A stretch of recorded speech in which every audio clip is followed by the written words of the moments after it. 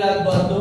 ನಮ್ಮ ಮನೆ ಎಲ್ಲಾ ವಿಧಗಳಲ್ಲೂ ಆಶೀರ್ವಾದ ಭರಿತವಾಗಿರ್ಬೇಕು ಅಂತ ಹೇಳಿ ನಮ್ಮೆಲ್ಲರಿಗೂ ಆಸೆ ಇದೆಯಾ ಇಲ್ವಾ? ಎಲ್ಲರಿಗೂ ಆಸೆ. ಯಾರಿಗೆಲ್ಲ ಆಸೆ ಇದೆಯಾ? ಆತರ ನಮ್ಮ ಮನೆ ಚೆನ್ನಾಗಿರ್ಬೇಕು ಅಂತ ಯಾರಿಗೆಲ್ಲ ಆಸೆ? ದೇವ್ರ ಸ್ತೋತ್ರ. ನೋಡಿ, ಎಲ್ಲರಿಗೂ ಆಸೆ. ನನಗೂ ಆಸೆನೆ. ಮನೆ ಚೆನ್ನಾಗಿರಬಾರ್ದು ಅಂತ ಹೇಳೋ ಮನುಷ್ಯ ಇದ್ದಾರ? ಯಾರು ಇಲ್ಲ. ಪ್ರತಿಯೊಬ್ಬನಿಗೂ ಮನೆ ಚೆನ್ನಾಗಿರ್ಬೇಕು ಅನ್ನುವಂತ ಆಸೆ ಎಲ್ಲರಿಗೂ ಇರ್ತದೆ. ಅದರಿಂದ ಇವತ್ತು ಸ್ವಲ್ಪ ಮನೆ ಕುರಿತೆ ಒಂಚೂರು ಮಾತಾಡ್ತೀವಿ, ಸರಿನಾ?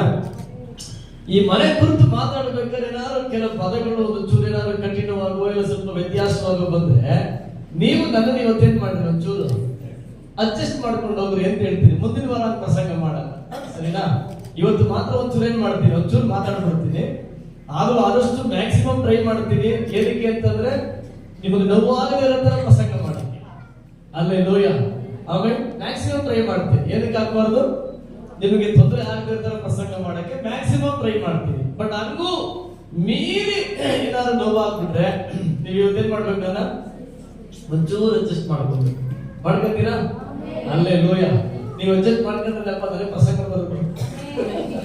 ನೀವು ಅದನ್ನ ಸಹಿಸ್ಕೊಂಡಿಲ್ಲ ಅಂತ ಇಟ್ಕೊಳ್ರಿ, ನಾನು ಪ್ರಸಂಗ ಮಾಡಕ್ ಆಗಲ್ಲ. ಯಾಕೆ ಅಂದ್ರೆ ಸ್ತೋತ್ರ, ನೀವು ನೋಟ ಇದೆ ನೋಡ್ರಿ, ಮೈಕಿಗೆ ಬಿಟ್ಟು ಓಡಾಡ ಅನಿಸ್ತದೆ. ಯಾಕೆಂದ್ರೆ ಎಲ್ಲ ಅಷ್ಟು ತೀಕ್ಷ್ಣವಾಗಿ ಅಷ್ಟು ಸ್ಟ್ರಾಂಗ್ ಆಗಿ ನೀವು ನೋಡುವಾಗ ಅಷ್ಟು ಭಯ ಆಯ್ತದೆ. ಅಲ್ಲೇ ಲೋಯ ಸ್ತೋತ್ರ. ನಾನು ಅವಾಗ ನೆನೆಸ್ತೀನಿ, ದೇವ್ರೇ ಇವ್ರು ನೋಡೋ ತೀಕ್ಷ್ಣತೆಗೆ ನಾನು ಭಯ ಪಡದೇ ಇರ್ತಾರ, ನನ್ನ ಬಲಪಡಿಸು ದೇವ್ರೆ ಅಂತ ಹೇಳಿ. ಆಮೇಲೆ ಸರಿ, ಆದ್ರೂ ಕರ್ತನು ಒಳ್ಳೆಯವರ.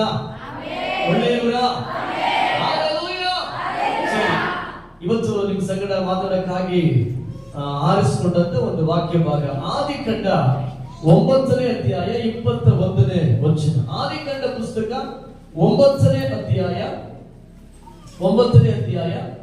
21ನೇ ವಚನ ಗಮನಿಸಿ. ನಾನಿವತ್ತು ನಿಮ್ ಸಂಗಡ ವಾಕ್ಯನ ನಿಧಾನಿಸಿ, ಸರಿನಾ? ಸ್ವಲ್ಪ ನಿಧಾನಿಸಿ ನಿಮ್ ಸಂಗಡ ಮಾತಾಡ್ತೇನೆ. ನೀವು ನನ್ನ ಸಂಗಡ ವಾಕ್ಯನ ಏನ್ ಮಾಡ್ಬೇಕು, ಕೇಳ್ತಾ ಹಾಗೆ ಸಾಗಿ ಬರ್ಬೇಕು. ಯಾರು ಏನ್ ಮಾಡ್ಬಾರ್ದು ಗೊತ್ತಾ, ವಾಕ್ಯನ ಓದ್ಬಿಟ್ಟು ಗಮನ ಬೇರೆ ಕಡೆ ಕೊಡಬಾರ್ದು, ಸರಿನಾ?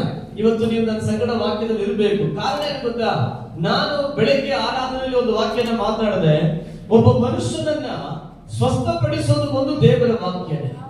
ದೇವರ ವಾಕ್ಯ ಇಲ್ಲ ಅಂದ್ರೆ ಸ್ವಸ್ಥತೆ ಆಗಲ್ಲ. ಅದಕ್ಕೆ ಹೇಳಿದೆ, ಬೆಳಿಗ್ಗೆ ಒಂದು ಮಾತನ್ನು ಉಪಯೋಗಿಸಿದೆ. ಏನಂತಂದ್ರೆ, ಶರೀರಕ್ಕೆ ವ್ಯಾಧಿ ಉಂಟಾದ್ರೆ ಶರೀರ ವ್ಯಾಧಿಯನ್ನ ವಾಸಿ ಮಾಡಿಕೊಳ್ಳಕ್ಕೆ ಡಾಕ್ಟರ್ ಹತ್ರ ಇದೆ, ಡಾಕ್ಟರ್ ಹತ್ರ ಹೋಗ್ಬಹುದು. ಆದ್ರೆ ಒಬ್ಬ ಮನುಷ್ಯನ ಒಳ ಮನುಷ್ಯ ಅಂದ್ರೆ ಒಬ್ಬ ಮನುಷ್ಯನ ಒಳಗೆ ವ್ಯಾಧಿ ಉಂಟಾದ್ರೆ ಅದನ್ನು ಗುಣಪಡಿಸೋದಕ್ಕೆ ಈ ಪ್ರಪಂಚದಲ್ಲಿ ಯಾವ ವೈದ್ಯರೂ ಇಲ್ಲ, ಯಾವ ವಿಧವಾಗಿರುವಂತ ಉಪಕರಣಗಳು ಇಲ್ಲ. ಒಬ್ಬ ಮನುಷ್ಯನ ಮನಸ್ಸನ್ನ ಗುಣಪಡಿಸೋದಕ್ಕೆ ಇರುವಂತ ಒಂದೇ ಒಂದು ಔಷಧ, ಅದುವೇ ಕರ್ತನ ವಾಕ್ಯಗಳು, ಅದುವೇ ದೇವರ ವಾಕ್ಯಗಳು, ಅದುವೇ ದೇವರ ಮಾತುಗಳು. ಆದ್ರಿಂದ ದೇವ ಜನಗಳು ಸ್ತೋತ್ರ ಗಮನಿಸಲಿ. ನಿಮ್ಮ ಮನಸ್ಸನ್ನ, ನಿಮ್ಮ ಕಿವಿಗಳನ್ನ ಗಮನಿಸಬೇಕು. ನಿಮ್ಮ ಬುದ್ಧಿಯನ್ನ ದೇವರ ವಾಕ್ಯಗಳ ಕಡೆಗೆ ನೀವು ಕೊಡಬೇಕಾಗಿ ನಾನು ನಿಮ್ಮನ್ನ ಪ್ರೀತಿಯಿಂದ ಕೇಳಿಕೊಳ್ಳುತ್ತೇನೆ. ಆಮೇಲೆ ಅದ್ರ ಜೊತೆಗೆ ಯವನಸ್ಥ ಮಕ್ಕಳು ಕೂಡ ಇವತ್ತು ಸ್ವಲ್ಪ ದೇವರ ವಾಕ್ಯವನ್ನ ಸ್ವಲ್ಪ ಗಮನಿಸಬೇಕಾಗಿ ನಿಮ್ಮನ್ನ ಕೇಳಿಕೊಳ್ಳುತ್ತೇನೆ. ಕಾರಣ ಏನು ಗೊತ್ತಾ? ಸ್ತೋತ್ರ.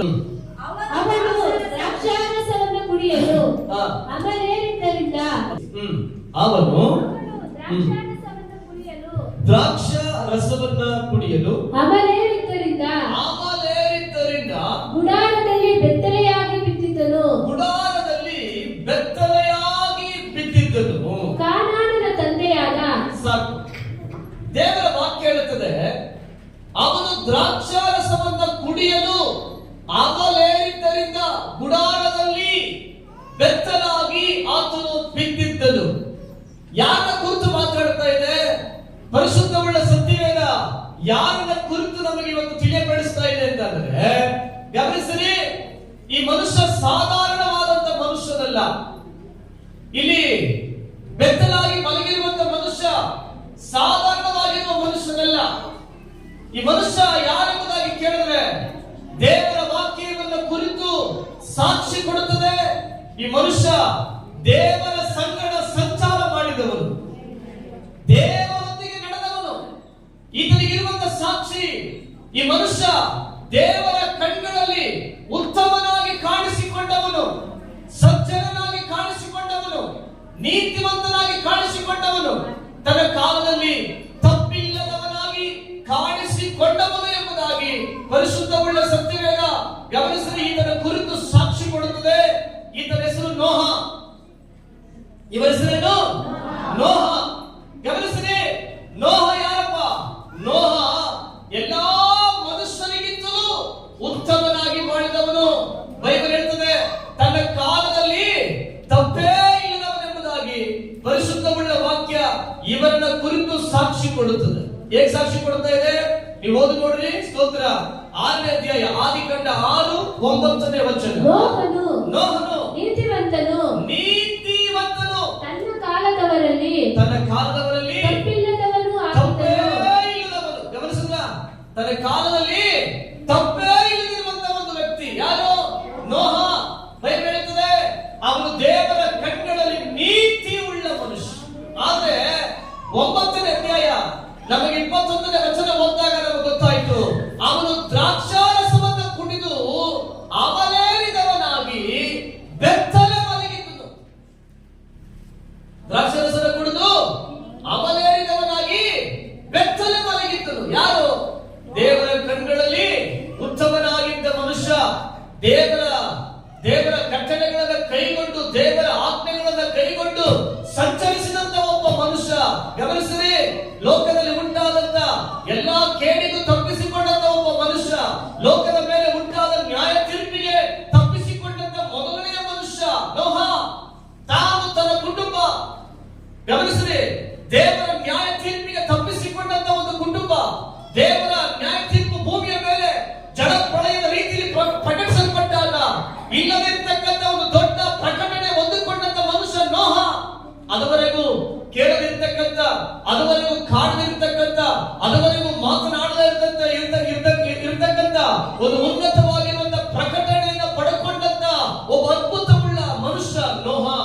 ಬೈಬಲ್ ಹೇಳ್ತಾ ಇದೆ ಅಂತ ಮನುಷ್ಯ ತನ್ನ ಮನೆಯ ಒಳಗಡೆ ದ್ರಾಕ್ಷಾರಸವನ್ನು ಕುಡಿದು ಹೇಗಿರಂತೆ ಅವರು ಬೆಚ್ಚಲಾಗಿ ಮಲಗಿದ್ದಾರೆ. ಗಮನಿಸಿರಿ, ಇದರ ನಿಮಿತ್ತವಾಗಿ ಏನಾಯ್ತು? ಅವರು ದ್ರಾಕ್ಷಾರಸವನ್ನು ಕುಡಿದು ಬೆಚ್ಚಲಾಗಿ ಮಲಗಿದ ನಿಮಿತ್ತವಾಗಿ ಏನುಂಟಾಯ್ತು? ವಾಕ್ಯ ಹೇಳ್ತಾ ಇದೆ, ಸರಳವಾಗಿ ನಾನು ನಿಮಗೆ ಹೇಳ್ತೇನೆ, ಅವರು ಕುಡಿದುದರಿಂದ ಏನುಂಟಾಯ್ತು? ಕುಡಿದು ಅಮಲೇರಿದ್ರಿಂದ ತನಗೇನುಂಟಾಯ್ತು? ಚೆನ್ನಾಗಿ ಗಮನಿಸಿರಿ, ವಚನ ಹೇಳ್ತಾ ಇದೆ, ನೀವು ಓದಿ ನೋಡ್ರಿ. ಮುಂದುವರೆದು 22ನೇ ವಚನ. ಕಾನಾನನ ತಂದೆಯಾದ ಆಮನು ತಂದೆಯು ಬೆತ್ತಲೆಯಾಗಿರುವುದನ್ನು ಕಂಡು ಹೊರಗಿದ್ದ ಅಣ್ಣ ತಮ್ಮಂದಿರಾದ ಶೇಮ್ ಯೆಫೆತನಿಗೆ ತಿಳಿಸಿದನು. ಇವರಿಬ್ಬರು ಕಂಬಳಿಯನ್ನು ತೆಗೆದುಕೊಂಡು ತಮ್ಮಿಬ್ಬರ ಬೆನ್ನಿನ ಮೇಲೆ ಹಾಕಿಕೊಂಡು ವಿದ್ಯುತ್ತಕ್ಕೆ ನಡೆದು ತಂದೆಗೆ ಒದಿಸಿ ಅವನ ಮಾನವನ್ನ ಕಾಪಾಡಿದರು. ಅವರು ವಿಮುಖರಾಗಿದ್ದರಿಂದ ತಂದೆಯು ಬೆತ್ತಲೆಯಾಗಿರುವುದನ್ನು ನೋಡಲಿಲ್ಲ. ಆಮೇಲೆ ವಾಕ್ಯ ಹೇಳುತ್ತದೆ, ನೋಹ ಅಮಲಿಳಿದು ಎದ್ದ ತರುವಾಯ ವಾಕ್ಯ ಹೇಳ್ತಾ ಇದೆ, ಸಂಗತಿ ಅವನ ಕಿವಿಗೆ ಬಿದ್ದ ಒಡನೆ ನೋಹ ಏನ್ ಮಾಡಿದ ಗೊತ್ತಾ? ತನ್ನ ಕುಟುಂಬವನ್ನ ಶಪಿಸ್ತಾ ಇದ್ದಾನೆ. ತನ್ನ ಕುಟುಂಬ ಏನ್ ಮಾಡ್ತಾ ಇದ್ದಾನೆ? ಶಪಿಸ್ತಾ ಇದ್ದಾನೆ. ನೋಹನ ಕುರಿತು ದೇವರು ಏನ್ ಹೇಳಿದ್ರು ಗೊತ್ತಾ? ಚೆನ್ನಾಗಿ ಗಮನಿಸಿರಿ, ನೋಹನ ಕುರಿತು ದೇವರು ಏನ್ ಹೇಳಿದ್ರು ಅಂತಂದ್ರೆ, ಭೂಮಿಯಲ್ಲಿ ನೀವು ಅಧಿಕವಾಗಿ ಹೆಚ್ಚಿ ಅಭಿವೃದ್ಧಿ ಆಗಲಿ ಅಂತ ಹೇಳಿ ಆಶೀರ್ವದಿಸಲ್ಪಟ್ಟ ಕುಟುಂಬ. ಯಾರಿಂದ ಆಶೀರ್ವದಿಸಲ್ಪಡ್ತು? ದೇವರಿಂದಲೇ. ಗಮನಿಸಬೇಕು, ನೋಹನ ಕುಟುಂಬ 6ನೇ ವಚನ ಹೇಳಿದ್ರೆ 9:6 ದೇವರಿಂದ ಆಶೀರ್ವದಿಸಲ್ಪಟ್ಟ ಕುಟುಂಬ. ನೇರವಾಗಿ ಗಮನಿಸಬೇಕು, ಯಾವ ಸೇವಕರು ಅವನ ಆಶೀರ್ವಾದ ಮಾಡಲಿಲ್ಲ, ಅವತ್ತು ಯಾವ ಯಾಜಕ ಅವನ ಆಶೀರ್ವಾದ ಮಾಡಲಿಲ್ಲ.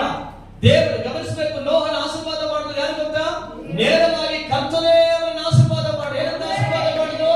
ನೀವು ಭೂಮಿಯಲ್ಲಿ ಹೆಚ್ಚಿ ಅಭಿವೃದ್ಧಿಯಾಗಿ ಹರಡಿಕೊಳ್ಳ್ರಿ, ಭೂಮಿಯ ತುಂಬ ಎಲ್ಲ ತುಂಬುರಿ ಅಂತ ಹೇಳಿ ಕರ್ತನು ಅವರನ್ನು ಆಶೀರ್ವದಿಸದೆ ಹೊರತು ಶಪಿಸಲಿಲ್ಲ. ಅದು ಆಶೀರ್ವದಿಸಲ್ಪಟ್ಟ ಕುಟುಂಬ, ದೇವರಿಂದ ಆಶೀರ್ವಾದ ಹೊಂದಿಕೊಂಡ ಕುಟುಂಬ, ದೇವರಿಂದ ನೇರವಾಗಿ ಆಶೀರ್ವದಿಸಲ್ಪಟ್ಟ ಕುಟುಂಬ. ಆದರೆ ಗಮನಿಸಬೇಕು, ನೋಹ ತಾನು ಕುಡಿದರ ನಿಮಿತ್ತವಾಗಿ, ಯಾವ ನಿಮಿತ್ತ?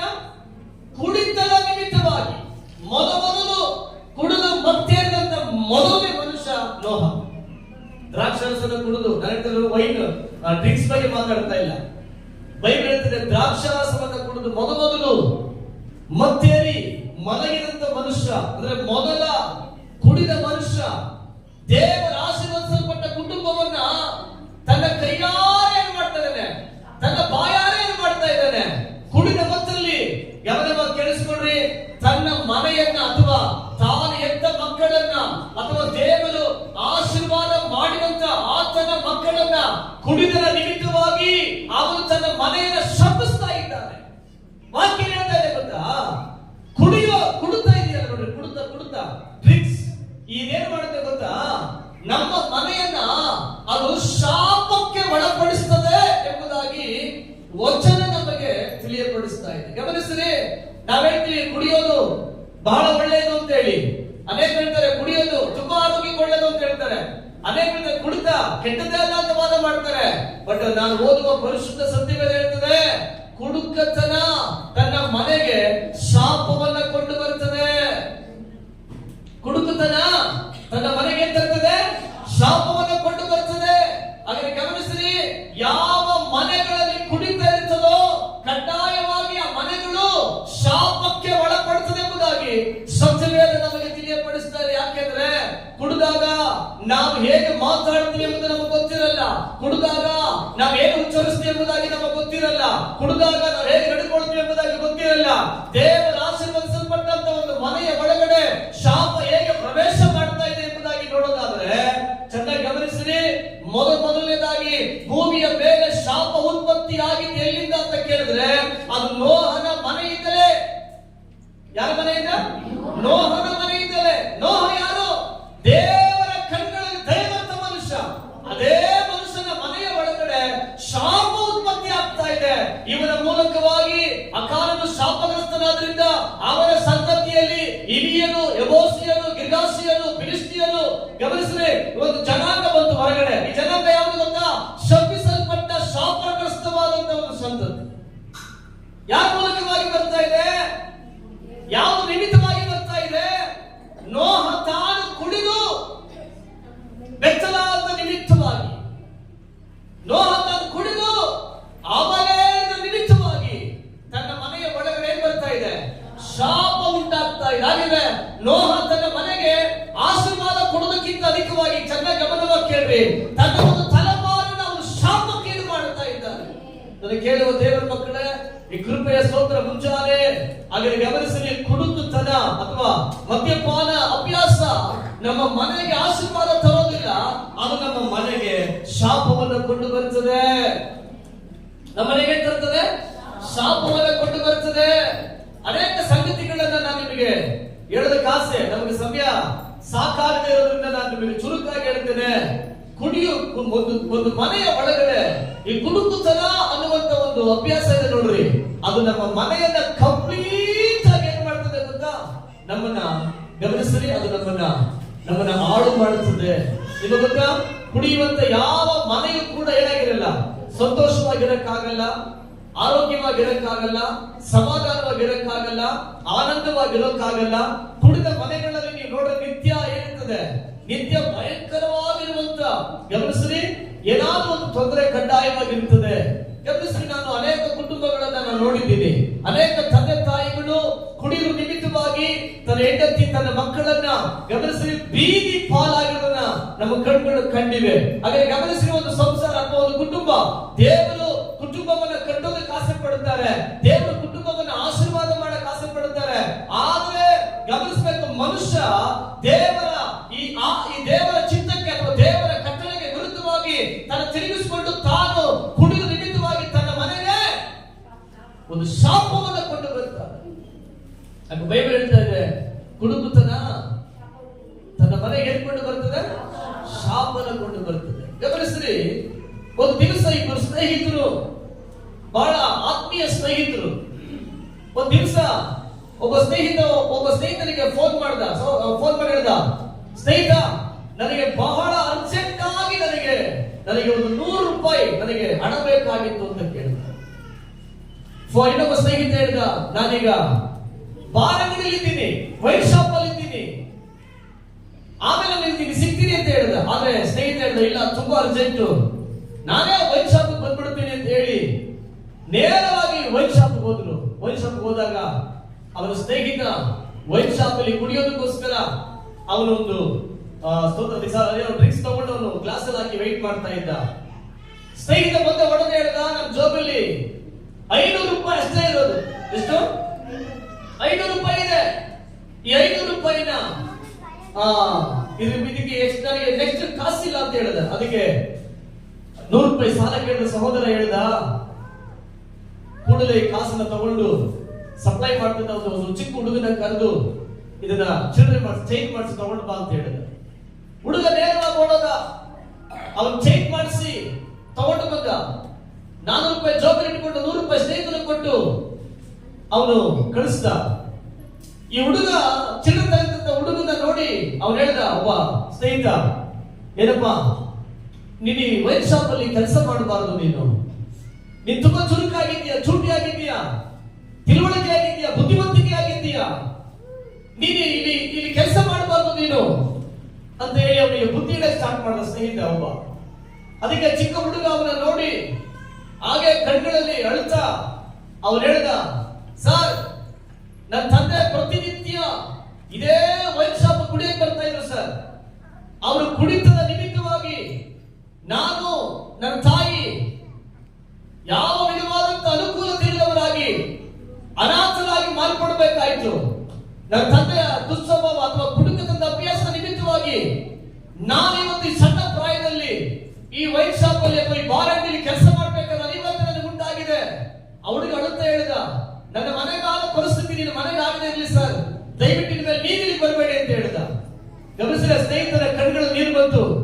ಆ ದಿನ ಅವರು ತೀರ್ಮಾನ ಮಾಡಿದ, ಇನ್ನು ಎಂದಿಗೂ ನಾನು ಇಲ್ಲಿ ಬಂದು ಕುಡಿಬಾರ್ದು. ಒಂದು ವೇಳೆ ನಾನು ಕುಡಿದ್ರೆ ಈ ಹುಡುಗನಿಗಾದಂತ ಅದೇ ಪರಿಸ್ಥಿತಿ ನನ್ನ ಮನೆಗೂ ಉಂಟಾಗ್ತದೆ ಅಂತ ಹೇಳಿ ಸ್ನೇಹಿತ ತನ್ನ ತುಚ್ಚಟವನ್ನು ಬಿಟ್ಟು ಆವತ್ತೇ ಅವರು ತನ್ನ ಮನೆಗೆ ಅವರು ಹಿಂತಿರುಗಿ ಹೋದ್ರು.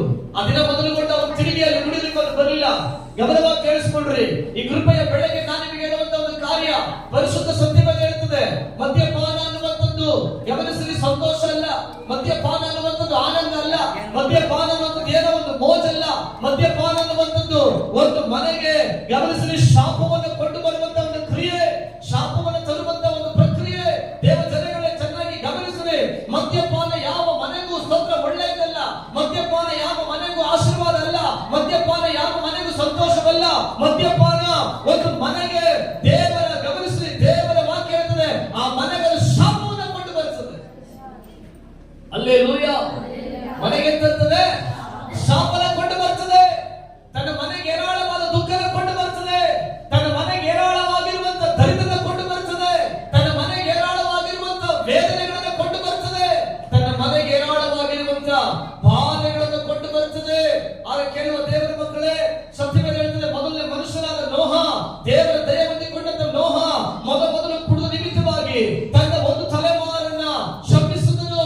ಅವನ ಶಾಪದ ನಿಮಿತ್ತವಾಗಿ ಭೂಮಿಯಲ್ಲಿ ಒಂದು ಶಾಪದಂತ ಸಂತತಿ ಹುಟ್ಟುವುದಕ್ಕೆ ಕಾರಣವಾಗಿ ಮಾರ್ಪಡಿತು. ಅದರಿಂದ ಗಮನಿಸಬೇಕು, ಬೈಬಲ್ ಹೇಳ್ತಾ ಇದೆ, ಕುಡುಕತನ ತನ್ನ ಮನೆಗೂ ತನ್ನ ಸಂತತಿಗೂ ಆಶೀರ್ವಾದವಲ್ಲ, ಶಾಪವನ್ನು ಕೊಂಡು. ಆಮೆನ್. ಹಲ್ಲೆಲೂಯಾ. ಗಮನಿಸಿರಿ, ಒಂದು ಬಾರಿ ನಮ್ಮ ತಂದೆಗೆ ಹುಷಾರಿಲ್ಲದೆ ಇದ್ದಾಗ ನಾನು ಅವರ ಚಿಕಿತ್ಸೆಗೆ ಅಂತ ಹೇಳಿ ಅವರ ಒಂದು ಆಸ್ಪತ್ರೆಗೆ ನಾನು ಕರ್ಕೊಂಡು ಹೋಗಿದ್ದೆ. ಹೆಚ್ಚು ಕಡಿಮೆ 21 ದಿನಗಳ ಕಾಲ ನಾನು ಆಸ್ಪತ್ರೆ ಒಳಗಡೆ ಇದ್ದೆ. ಆ ಟೈಮಲ್ಲಿ ಚಿಕ್ಕ ಪ್ರಾಯದ ಒಂದು ಹೆಣ್ಣು ಮಗಳು, ಸಣ್ಣ ಪ್ರಾಯ, ಅಮ್ಮ ಮಾತ್ರ, ಆಕೆಗೆ ಒಂದು 22-23 ವರ್ಷ ಇರ್ಬೋದು, ಅಷ್ಟೇ ಚಿಕ್ಕ ಪ್ರಾಯ. ಮಗುನ ಎತ್ಕೊಂಡು ನೇರ ಆಸ್ಪತ್ರೆಗೆ ಬಂದ್ರು. ಆಸ್ಪತ್ರೆಗೆ ಬಂದಾಗ ಆಕೆಯ ಜೊತೆಯಲ್ಲಿ ಚಿಕ್ಕ ಚಿಕ್ಕ ಮಕ್ಕಳುಗಳು ಎಲ್ಲಾರು ಹಿಂದೆ ಓಡ್ ಬಂದ್ರು. 7 ಜನ ಮಕ್ಕಳು. ಎಷ್ಟು ವಯಸ್ಸಿಗೆ? 22-23 ವರ್ಷ ಏಜ್ ಒಳಗಡೆ ಎಷ್ಟು ಮಕ್ಕಳು? 7 ಜನ ಮಕ್ಕಳು. ನಾವು ವಾರ್ಡಲ್ಲಿದ್ದೀವಿ. ಅಲ್ಲಿ ಬಂದು ನೋಡಿದ ಒಡನೆ ಒಂದು ನರ್ಸ್ ಎತ್ತರಿಸಿದ್ರು. ಅವ್ರು ಕೇಳಿದ್ರು, ಈ ಮಕ್ಕಳ ಯಾರು ಅಂತ ಕೇಳಿದ್ರು. ಆ ಹುಡುಗಿ ಹೇಳಿತು, ಮೇಡಮ್, ಈ ಎಲ್ಲಾ ಮಕ್ಕಳು ನನ್ನದೇ. ಎಷ್ಟು ವಯಸ್ಸು? 22ರಿಂದ ಕೇವಲ 23 ಅಷ್ಟೇ ವಯಸ್ಸು. ನರ್ಸು ಹಾಗೆ ಶಾಕ್ ಆಗ್ಬಿಟ್ರು. ಅಮ್ಮ ನಿನ್ನ ಯಜಮಾನ ಎಲ್ಲಿ?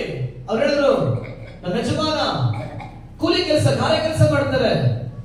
ದಿನಾ ರಾತ್ರಿ ಬೆಳಿಗ್ಗೆ ಅವರು ಒಂದೇ ಕೆಲಸ, ದುಡ್ಡಿದ್ರೆ ಕುಡಿಯೋದು ಕುಡಿಯೋದು ಕುಡಿಯೋದು ಕುಡಿಯೋದು, ಅದು ಬಿಟ್ಟರೆ ಬೇರೆ ಏನು ಅವ್ರಿಗೆ ಗೊತ್ತಿಲ್ಲ. ಅದ ನಿಮಿತ್ತ ಕೇಳ್ತಾ ಇದ್ದಾಳೆ, ನನ್ನ ಯಜಮಾನ ದೊಡ್ಡ ಒಂದು ಕುಡುಕ, ದೊಡ್ಡ ಒಂದು ಕುಡುಕ. ಆತನಿಗೆ ಮನೆಯ ಕುರಿತಾದ ಜವಾಬ್ದಾರಿ ಇಲ್ಲ, ಮಕ್ಕಳ ಕುರಿತಾದ ಜವಾಬ್ದಾರಿ ಇಲ್ಲ, ಹೆಂಡತಿಯ ಕುರಿತಾದ ಜವಾಬ್ದಾರಿ ಇಲ್ಲ, ಯಾವ ವಿಧವಾಗಿರುವಂತ ಜವಾಬ್ದಾರಿ ಇಲ್ಲ. ಆತನಿಗೆ ಬರುವ ಆದಾಯವೆಲ್ಲ ಒಂದೇ, ಆತನ ಕುಡಿತಕ್ಕೆ ಮಾತ್ರ ಉಪಯೋಗ ಪಡಿಸಿಕೊಳ್ಳುತ್ತಾರೆ. ಇದನ್ನು ಚೆನ್ನಾಗಿ ಗಮನಿಸ್ರಿ. ಆ ಮಕ್ಕಳನ್ನು ನೋಡಿ ನನಗೆ ಭಯಂಕರ ನೋವಾಯ್ತು. ಯಾಕಂದ್ರೆ ಎಲ್ಲಾ ಚಿಕ್ಕ ಮಕ್ಕಳು, ಎಲ್ಲ ಸಣ್ಣ ಮಕ್ಕಳು. ನಮ್ಮ ಹೇಳಿದ್ರೆ ಬಾಬು ಸೇರು ಚಟಾಕ್ ಅಂತ ಹೇಳ್ತೀವಲ್ಲ, ಹಾಗೆ ಎಲ್ಲ 1 ವರ್ಷ 2 ವರ್ಷ 1.5 ವರ್ಷ 3 ವರ್ಷ ಹೀಗೆ 7 ಮಕ್ಕಳು 7 ವಯಸ್ಸುಗಳಲ್ಲಿದ್ದಾರೆ. ಅದೇ ಚೆನ್ನಾಗಿ ಗಮನಿಸ್ರಿ. ಆ ಸಹೋದರಿ ತನ್ನ ಮಕ್ಕಳನ್ನ ಸಾಕೋದಕ್ಕೆ ಅವರು ದಿನ ಭಿಕ್ಷೆ ಬೇಡಬೇಕಾದ ಸ್ಥಿತಿ. ಅವರಿಂದ ಮನೆ ಬಾಗಿಲಿಗೆ ಹೋಗಿ ಸ್ವಲ್ಪ ಅನ್ನ ಕೊಡಿ, ನನ್ನ ಮಕ್ಕಳು ಹೊಟ್ಟೆ ಹಸ್ತಿದ್ದಾರೆ, ಸ್ವಲ್ಪ ಅದು ಕೊಡಿ, ಸ್ವಲ್ಪ ಇದು ಕೊಡಿ ಕೇಳಬೇಕಾದ ಒಂದು ಪರಿಸ್ಥಿತಿ. ಈ ಮನೆಯ ಪರಿಸ್ಥಿತಿ ಕಾರಣ ಏನು ಗೊತ್ತಾ? ತನ್ನ ಗಂಡನ ದುಶ್ಚಟ, ತನ್ನ ಗಂಡನ ಗಮನಿಸಲಿ ದುರಭ್ಯಾಸ. ನನ್ನ ಕೇಳುವ ದೇವರ ಮಕ್ಕಳೇ, ಈ ಕೃಪೆಯ ಮುಂಜಾನೆ ಹೇಳ್ತೇನೆ, ಕುಡಿತ ಒಂದು ಮನೆಯ ಸರ್ವನಾಶ, ಕುಡಿತ ಒಂದು ಮನೆಯನ್ನ ಬೀದಿಗೆ ತರುತ್ತದೆ, ಕುಡಿತ ತನ್ನ ಮಕ್ಕಳನ್ನ ಗಮನಿಸಲಿ ಅದು ದುಃಖಕ್ಕೆ ಒಳಪಡಿಸುತ್ತದೆ. ಇವತ್ತು ಬೆಳಗ್ಗೆ ನಾನು ನಿಮಗೆ ಹೇಳ್ತೇನೆ, ನೀವು ಸ್ವಲ್ಪ ಕುಡಿತೀರೋ ಜಾಸ್ತಿ ಕುಡಿತೀರೋ?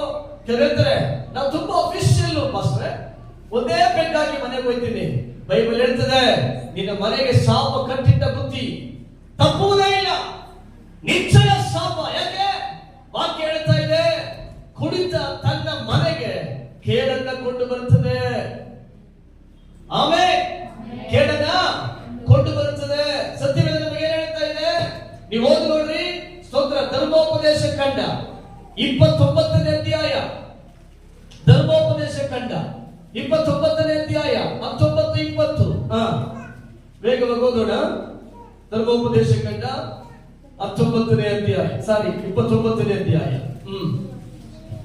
29ನೇ ಅಧ್ಯಾಯ 19-20ನೇ ವಚನ. ಶಾಪದಿಂದ ಕೂಡಿರುವ, ಗಮನಿಸಿರಿ, ಶಾಪದಿಂದ ಕೂಡಿರುವ ಈ ಪ್ರತಿಜ್ಞೆಯನ್ನು ಕೇಳಿದ ಯಾವನಾದರೂ ತನ್ನೊಳಗೆ ನಾನು ಹಠವನ್ನು ಹಿಡಿದು ಹಠ ಮಾಡಿ ಅವಿಧೇಯನಾದರೂ ನನಗೆ ಕ್ಷೇಮವಾಗಿಯೇ ಇರುವುದು, ಕ್ಷೇಮವಾಗಿಯೇ ಇದೆ ಅಂದುಕೊಂಡು ಹಿಕ್ಕಬಾರದು. ವಾಕ್ಯ ಗೊತ್ತಾ?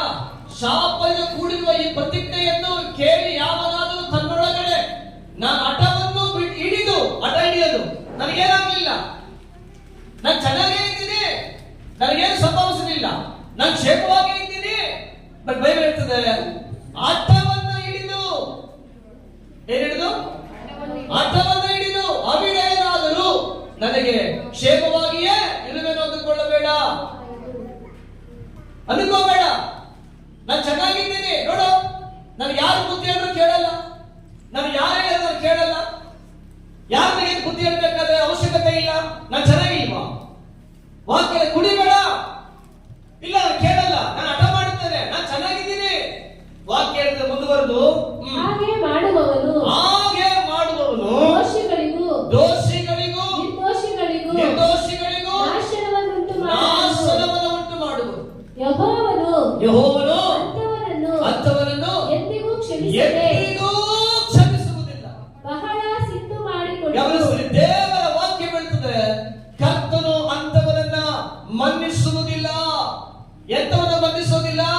ತನ್ನ ದುರ್ಮಾರ್ಗವನ್ನು ಬಿಡದವನನ್ನ, ತನ್ನ ಅಪರಾಧಗಳು ತಿಳಿದು ಕೂಡ ಬಿಡದವನನ್ನ. ವಾಕ್ಯ ಹೇಳ್ತದೆ, ನಾನಂತ ಮನುಷ್ಯನನ್ನ ಯಾವ ಕಾರಣಕ್ಕೂ ಕ್ಷಮಿಸೋದಿಲ್ಲ, ಹಠ ಮಾಡುವ ಮನುಷ್ಯನನ್ನ. ಹಾಗೆ ಚೆನ್ನಾಗಿ ಗಮನಿಸ್ರಿ, ಹಠಮಾರಿಯತನ ದೇವರ ವಾಕ್ಯ ಹೇಳ್ತದೆ, ನಮಗೆ ದೇವರ ಬಳಿಯಿಂದ ಶಾಪವನ್ನು ಕೊಂಡು ಬರುತ್ತದೆ. ಅಲ್ಲೇ ಲೋಯ ನೋಡಿದ್ದೀರಾ? ಎಷ್ಟೇ ಬುದ್ಧಿ ಹೇಳಿ, ಇದು ಮಾಡಬೇಡಣ್ಣ, ಇದು ಮಾಡಬೇಡಕ್ಕ, ಎಷ್ಟೇ ಬುದ್ಧಿ ಹೇಳಿ ಅದಕ್ಕೆ ತದ್ವಿರುದ್ಧವಾಗಿ, ಅದಕ್ಕೆ ಆಪೋಸಿಟ್ ಆಗಿ ನಡ್ಕೊಳ್ತಾರಲ್ಲ. ವಾಕ್ಯ ಹೇಳ್ತದೆ, ಈ ವೇದೋಕ್ತಿಗಳು ಅಂದ್ರೆ ಈ ಆಜ್ಞೆಗಳನ್ನ ನೀನು ಕೇಳಿಯೂ ಕೂಡ ಹಠ ಮಾಡಿ ಒಂದು ವೇಳೆ ನೀನು ಮುಂದುವರಿಯೋದಾದ್ರೆ ವಚನ ಹೇಳ್ತದೆ, ನಿನ್ನ ಮೇಲೆ ದೇವರ ಕೋಪ ಉಂಟಾಗ್ತದೆ. ನಿನ್ನ ಮೇಲೆ ದೇವರ ಕೋಪ ಉಂಟಾಗ್ತದೆ. ಅದಕ್ಕೆ ಬೆಳಗ್ಗೆ ಹೇಳಿದೆ, ಇವತ್ತೊಂದಿನ ಸಹಿಸಿಕೊಳ್ರಿ ಅಂತ.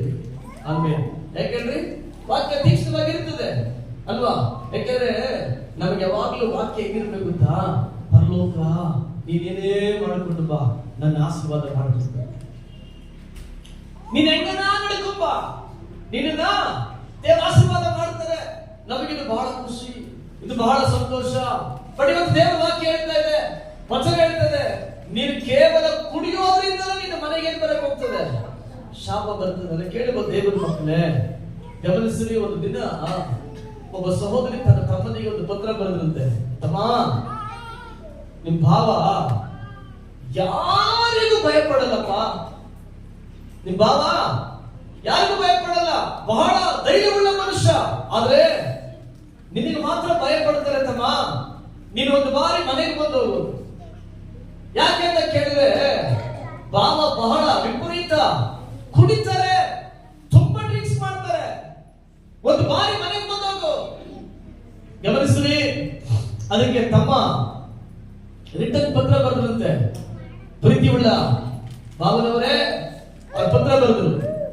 ಪ್ರೀತಿಯುಳ್ಳ ಭಾವನವರೇ, ನಾನು ನಿಮ್ಮನ್ನ ತುಂಬಾ ಗೌರವಿಸ್ತೇನೆ, ನಾನು ನಿಮಗೆ ತುಂಬಾ ಬೆಲೆ ಕೊಡ್ತೇನೆ, ನಾನು ನಿಮಗೆ ತುಂಬಾ ಮರ್ಯಾದೆ ಸಲ್ಲಿಸ್ತೇನೆ. ನೀವು ಬಹಳ ಗೌರವಾನ್ವಿತವಾದವರು. ನಾನು ಈ ಪತ್ರದ ಮೂಲಕ ನಿಮಗೆ ತಿಳಿಸೋದೇನೆಂದ್ರೆ, ನಾನಿರುವಂತ ಆಲಯದಲ್ಲಿ ಅನೇಕ ಮಕ್ಕಳು ಬಂದು ಸಾಕ್ಷಿ ಹೇಳ್ತಾ ಇದ್ದಾರೆ. ನನ್ನ ತಂದೆಯು ನನ್ನ ತಾಯಿಯು ಬಹಳ ಉತ್ತಮರು, ಅವರು ಪ್ರಾರ್ಥಿಸುವವರು, ದೇವಭಕ್ತಿ ಉಳ್ಳವರು ಅಂತ ಹೇಳಿ ಅನೇಕ ಚಿಕ್ಕ ಮಕ್ಕಳು ಆಲಯದ ಒಳಗಡೆ ಸಾಕ್ಷಿ ಹೇಳ್ತಾ ಇದ್ದಾರೆ. ಆದ್ರೆ ಅವ್ರು ಹೇಳಿದ್ರು, ಆದ್ರೆ ಭಾವನವರೇ, ನಾನು ಆಲಯದಲ್ಲಿ ಅಂತ ವಿಧವಾದ ಸಾಕ್ಷಿ ಹೇಳುವುದಕ್ಕೆ ನನಗೆ ಅರ್ಹತೆ ಇಲ್ಲ. ಕಾರಣ, ನನ್ನ ತಂದೆ ವಿಪರೀತವಾಗಿ ಕುಡಿತಾ ಇದ್ರಿಂದ, ನನ್ನ ತಂದೆ ಬಹಳ ಕುಡುಕನಾಗಿದ್ದರಿಂದ, ನಾನು ದೇವರ ಆಲಯದಲ್ಲಿ ಕುಳಿತುಕೊಂಡು ನನ್ನ ತಂದೆಯ ಕುರಿತು, ನನ್ನ ತಂದೆ ಉತ್ತಮನು, ಭಕ್ತಿ ಉಳ್ಳವನು, ನೀತಿವಂತನು ಎಂಬುದಾಗಿ ಹೇಳಿಕೊಳ್ಳಕ್ಕೆ ನನಗೆ ನನ್ನ ತಂದೆ ಸಾಕ್ಷಿಯನ್ನು ಉಳಿಸಲಿಲ್ಲ. ಆದ್ರಿಂದ ನೀವು ನಿಮ್ಮ ಮಕ್ಕಳಿಗೆ ಈ ರೀತಿಯಾಗಿರುವಂತಹ ಒಂದು ಸಾಕ್ಷಿನ ಉಳಿಸಬೇಡಿ. ನೀವು ನಿಮ್ಮ ಮಕ್ಕಳು ನಿಮ್ಮನ್ನ ಕುರಿತು ಮಾತಾಡಬೇಕಾದ್ರೆ, ನನ್ನ ತಂದೆ ಒಂದು ಭಕ್ತಿ ಉಳ್ಳ ತಂದೆ, ನನ್ನ ತಂದೆ ಒಂದು ಸ್ವಂತ ದೇವರಿಗೆ ಭಯಪಡುವ ತಂದೆ, ನನ್ನ ತಂದೆ ಒಬ್ಬ ಸಜ್ಜನನು, ನನ್ನ ತಂದೆ ಒಬ್ಬ ನೀತಿವಂತನು, ದೇವ ಭಯಭಕ್ತಿಯಿಂದ ಅನುದಿನ ದೇವರ ಪಾದಗಳಲ್ಲಿ ಮೊಣಕಾಲೂರಿ ಪ್ರಾರ್ಥನೆ ಮಾಡ್ತಾ ಇದ್ದವರು ಎಂಬುದಾಗಿ ನಿನ್ನ ಸಂತತಿ, ನಿನ್ನ ತಲೆಮಾರು ನಿನ್ನ ಕುರಿತು ಸಾಕ್ಷಿ ಹೇಳುವಂತೆ ನೀವು ಜೀವಿಸಬೇಕಾಗಿ ನಾನು ನಿಮ್ಮನ್ನ ಮನವಿ ಮಾಡ್ತೇನೆ ಎಂಬುದಾಗಿ ಬರೆದರು.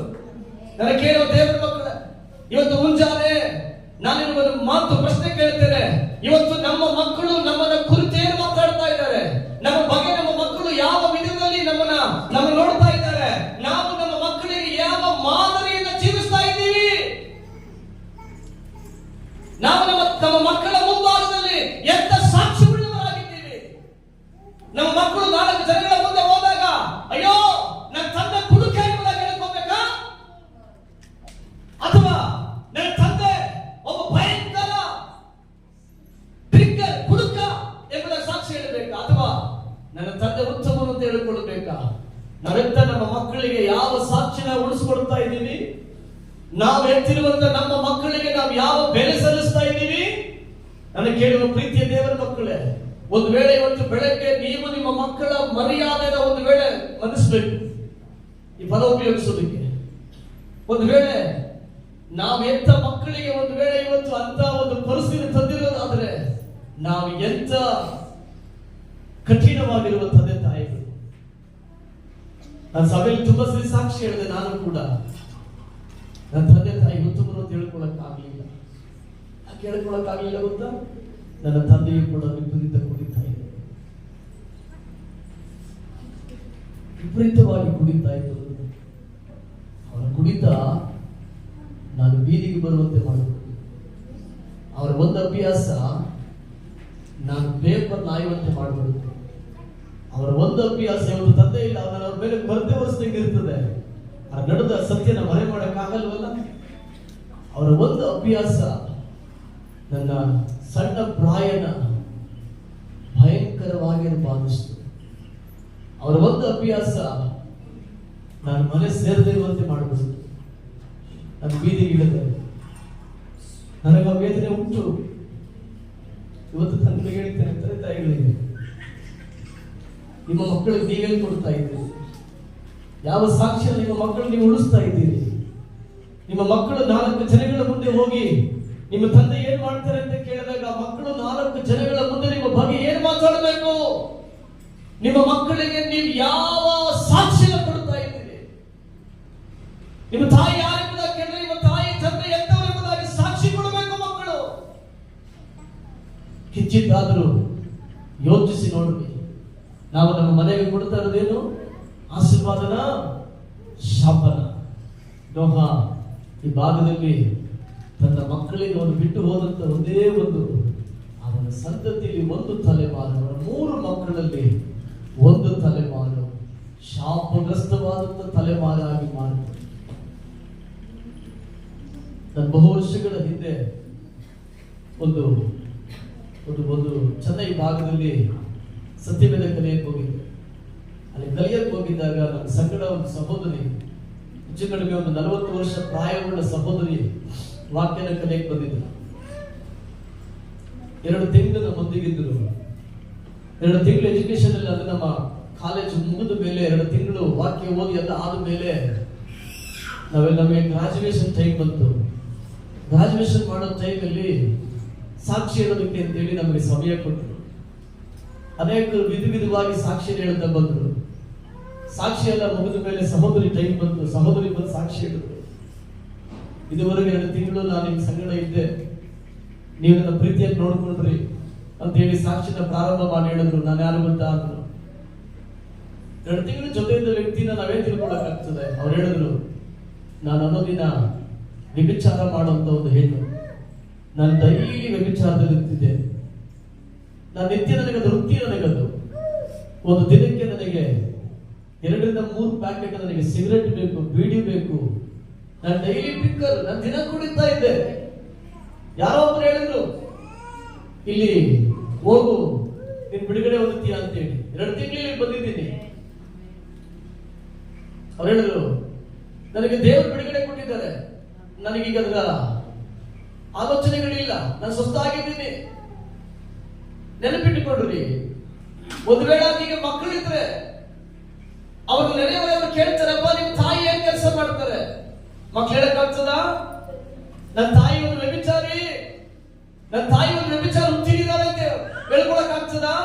ನಾನು ಕೇಳುವ ಪ್ರಿಯ ದೇವ ಜನಗಳೇ, ಈ ಕೃಪೆಯ ಮುಂಜಾನೆ ನಾನು ನನ್ನ ಮನೇಲಿ ಮಾತಾಡುವಾಗ ನನ್ನ ಮಡದಿಗೆ ಹೇಳ್ತೇನೆ, ಮಕ್ಕಳನ್ನು ಇರೋದು ಬಹಳ ಮುಖ್ಯವಾದ ವಿಷಯ ಅಲ್ಲ. ನಮ್ಮ ಮಕ್ಕಳು ನಾಳೆ ತಲೆ ತಗ್ಗಿಸದಿರುವಂತೆ ಜೀವಿಸ್ತೀವಲ್ಲ, ಅದು ಬಹಳ ಮುಖ್ಯ ಅಂತ ಹೇಳ್ತೀವಿ. ನಾವು ಮಕ್ಕಳು ನಡೆದ ದೊಡ್ಡ ವಿಚಾರ ಅಲ್ಲ, ಅದು ದೊಡ್ಡದಾಗ ಯಾರು ಎಣಿಸಕ್ ಹೋಗ್ಬೇಡ್ರಿ. ಆದ್ರೆ ಮಕ್ಕಳು ತಲೆ ತಗ್ಗಿಸದಂತೆ ನಾವು ಜೀವನ ಮಾಡಿ ತೋರಿಸ್ತೀವಲ್ಲ, ನಾಳೆ ನಮ್ಮ ಮಕ್ಕಳು ನಮ್ಮನ್ನ ಕುರಿತು ಬೇರೆಯವರ ಮುಂದೆ ಮಾತಾಡ್ಬೇಕಾದ್ರೆ ನನ್ನ ತಂದೆ ಯಾರು ಗೊತ್ತಾ? ಭಕ್ತಿ ಉಳ್ಳವು ನನ್ನ ತಂದೆ. ನನ್ನ ತಂದೆ ಯಾರು ಗೊತ್ತಾ? ದೇವರ ಮುಂದೆ ಅನುದಿನ ಮೊಳಕಾಲು ಊರ್ತಾ ಇದ್ದವು ನನ್ನ ತಂದೆ. ಸಾಕ್ಷಿ ಇದೆಯಾ ನಮಗದು? ಸಾಕ್ಷಿ ಇದೆಯಾ ನಮಗದು? ಅಯ್ಯೋ, ಮಕ್ಕಳು ನಾಳೆ ನಮ್ಮನ್ನ ಕುರಿತು ಹೊರಗಡೆ ಮಾತಾಡಬೇಕಾದ್ರೆ ಎಲ್ಲಾ ಮಕ್ಕಳು ಹೇಳ್ತಾರೆ, ನಮ್ಮ ತಂದೆ ಅಂತಿಗಿದ್ದಾರೆ, ಹಿಂಗಿದ್ದಾರೆ. ಆದ್ರೆ ನಮ್ಮ ಮಕ್ಕಳು ಹೇಳ್ತಾರೆ, ನನ್ನ ತಂದೆ ಭಯಂಕರ ಕುಡಿತಾರೆ. ನಾವು ನಮ್ಮ ಮಕ್ಕಳು ಕೊಡುವಂತ ಸಾಕ್ಷಿನ ಇದು? ಹಾಗೆ ಗಮನಿಸಿ, ಈ ಕೃಪೆಯ ಮುಂಚಾನೆ ದೇವರ ವಾಕ್ಯ ನಮ್ಮೊಂದಿಗೆ ಮಾತಾಡೋದಾದ್ರೆ, ದೇವರ ವಾಕ್ಯ ನಮ್ಮೊಂದಿಗೆ ಒಡನಾಟ ಮಾಡೋದಾದ್ರೆ, ನಾನು ಇವತ್ತು ಪ್ರೀತಿಯಾಗಿ ಹೇಳ್ತೇನೆ, ಇವತ್ತಿನಿಂದ ನಮ್ಮ ಮನೆಗೆ ನಾವು ಆಶೀರ್ವಾದವಾಗಬಹುದು. ಅಟಮಾರಿತನ ಬೇಡ, ಅಟಮಾರಿತನ ಬೇಡ. ನಾನು ಹಿಂಗೆ ಇರೋದು, ದಯವಿಟ್ಟು ಮಾತಾಡಬೇಡ್ರಿ. ನಿನ್ನ ತಲೆಮಾರಿಗೆ ನೀನು ಆಶೀರ್ವಾದವಾಗಿರಬೇಕು. ದೇವರು ತಲೆಮಾರನ್ನ ಭೂಮಿಲಿ ಶಪಿಸಲಿಲ್ಲ. ದೇವರು ತಲೆಮಾರನ್ನ ಈ ಭೂಮಿಲಿ ನಾಶ ಆಗಲಿ ಅಂತ ಹೇಳಿಲ್ಲ. ದೇವರು ತಲೆಮಾರುಗಳನ್ನ ಕುರಿತು ಮಾತಾಡಿ ಏನ್ ಹೇಳ್ತಾರೆ ಗೊತ್ತಾ? ಅದು ಆಶೀರ್ವದಿಸಲ್ಪಡುವುದು. ತಲೆಮಾರಿನ ಕುರಿತು ಪರಲೋಕದ ಉದ್ದೇಶ ಏನು ಗೊತ್ತಾ? ಸಂತತಿಯ ಕುರಿತು ದೇವರ ಉದ್ದೇಶ ಏನು ಗೊತ್ತಾ? ಅದು ಭೂಮಿಯಲ್ಲಿ ಅದು ಪೂರ್ಣ ಆಶೀರ್ವಾದ ಬಂದಿದೆ. ತಲೆಮಾರು ಕುರಿತು ಪರಲೋಕದ ದರ್ಶನ ಇದು.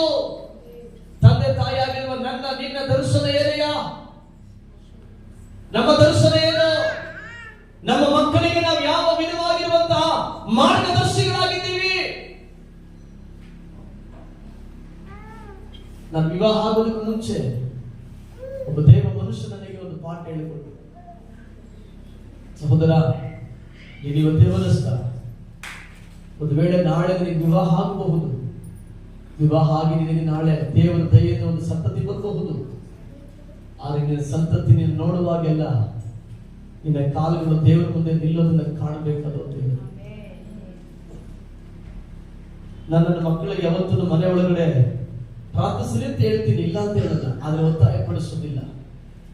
ಆದ್ರೆ ನನ್ನ ಮಕ್ಕಳು ಕಾಣುವಂತೆ ಮೊಳಕಾದೋಗ್ತೀನಿ. ಕಾರಣ ಗೊತ್ತಾ, ನಾವು ಮಾದರಿಯಾಗಿರ್ಬೇಕು. ನಮ್ಮ ತಲೆಮಾರಿ ಹೇಗಿರ್ಬೇಕು? ನಾವು ಮಾದರಿಯಾಗಿರ್ಬೇಕು. ಕಾರಣ ಏನು ಗೊತ್ತಾ, ನಾವು ಮಾದರಿಯಾಗಲಿಲ್ಲ ಅಂದ್ರೆ ಅವರ ಮಾದರಿ ಉಳ್ಳವರಾಗಿ ಬೆಳೆಯಲ್ಲ. ಆಮೇಲೆ ಅಲ್ಲೇ ಲೋಯ. ಇದು ಮೊದಲನೇ ಮನುಷ್ಯನ ಕಥೆ. ಯಾರ ಕಥೆ ಇದು? ನೋಹನ ಕಥೆ. ನೋಹ ಏನ್ ಮಾಡ್ತಾ ಇದ್ದಾನೆ? ತನ್ನ ಮನೆಗೆ ಇವತ್ತು ಯೋಚನೆ ಮಾಡಿ, ನಾವು ನಮ್ಮ ಮನೆಗೆ ಆಶೀರ್ವಾದವಾಗಿದ್ದೀವ, ಶಾಪವಾಗಿದ್ದೀವ? ಗಮನಿಸಲಿ. ಎರಡನೇ ಕಾರ್ಯವನ್ನು ನಾವು ಗಮನಿಸೋಣ. ಯೆಹೋಶುವ 7ನೇ ಅಧ್ಯಾಯ 11ನೇ ವಚನ. 7:11. ಯೆಹೋಶುವ 7ನೇ ಅಧ್ಯಾಯ 11ನೇ ವಚನ. 7:11 ವೇಗವಾಗಿ ಹೋಗೋಣ. ಯೆಹೋಶುವ 7ನೇ ಅಧ್ಯಾಯ 11ನೇ ವಚನ. ವಾಕ್ಯ ಹೇಳ್ತದೆ, ಇಸ್ರಾಯೇಲ್ಯರು ನನ್ನ ನಿಬಂಧನೆಯನ್ನು ಮೀರಿ ಪಾಪಿಷ್ಠರಾಗಿದ್ದಾರೆ. ವಾಕ್ಯ ಹೇಳ್ತಾ ಇದೆ, ಇಸ್ರಾಯೇಲ್ಯರು ನನ್ನ ನಿಬಂಧನೆಯನ್ನು ಮೀರಿ ಪಾಪಿಷ್ಠರಾಗಿದ್ದಾರೆ. ಮೀಸಲಾದ ವಸ್ತುಗಳನ್ನು ತೆಗೆದುಕೊಂಡು ಕಳ್ಳರಾಗಿ ತಮ್ಮ ಸಾಮಾನುಗಳಲ್ಲಿ ಅಡಗಿಸಿಟ್ಟು ವಂಚಕರಾಗಿದ್ದರು. ವಂಚಕರಾದರು. ಯಾರ ಕುರಿತು ಮಾತಾಡ್ತಾ ಇದೆ? ಗಮನಿಸ್ರಿ. ಇದು ಅಕಾನನು ಅನ್ನುವಂತ ಒಬ್ಬ ಮನುಷ್ಯನ ಕುರಿತು ಮಾತಾಡ್ತಾ ಇದೆ. ಅಕಾನನು ಯಾರಿ ಮನುಷ್ಯ? ಯೆಹೋಶುವನೊಂದಿಗಿದ್ದವನು.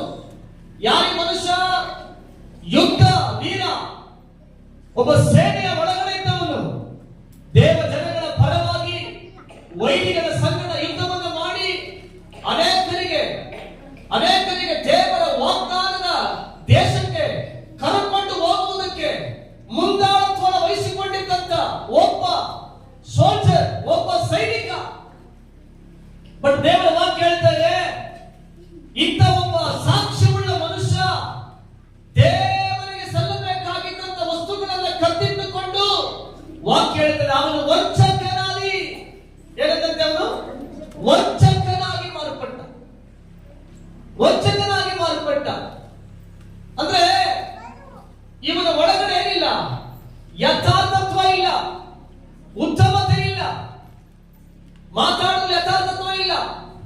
ಕೆಲವು ನೋಡ್ರಿ, ಮಾತಾಡುವ ಏನ್ ಮಾಡ್ತಾರೆ ಗೊತ್ತಾ? ಒಳಗೆ ಒಂದು ಇಟ್ಟುಕೊಳ್ಳುತ್ತಾರೆ, ಹೊರಗಡೆ ಒಂದು ಇಟ್ಟುಕೊಳ್ಳುತ್ತಾರೆ. ಅಂದ್ರೆ ಅಕಾನನು ತನ್ನ ಮನೆಯ ಒಳಗಡೆ ನಂಬಿಗಸ್ತನಾಗಿಲ್ಲ. ಇವನು ಮಾಡಿದ ಕೆಲಸ ಯಾರು ಗೊತ್ತಿಲ್ಲ ಗೊತ್ತಾ? ತನ್ನ ಮಕ್ಕಳ ಗೊತ್ತಿಲ್ಲ, ತನ್ನ ಹೆಂಡತಿ ಗೊತ್ತಿಲ್ಲ. ಇವನು ಮಾಡಿದ ಕೆಲಸ ತನ್ನ ಸ್ನೇಹಿತರು ಗೊತ್ತಿಲ್ಲ. ಇವನು ಮಾಡಿದ ಕೆಲಸ ತನಗೆ ನಾಯಕನಾಗಿದ್ದಂತ ಯೆಹೋಶುವನಿಗೂ ಗೊತ್ತಿಲ್ಲ.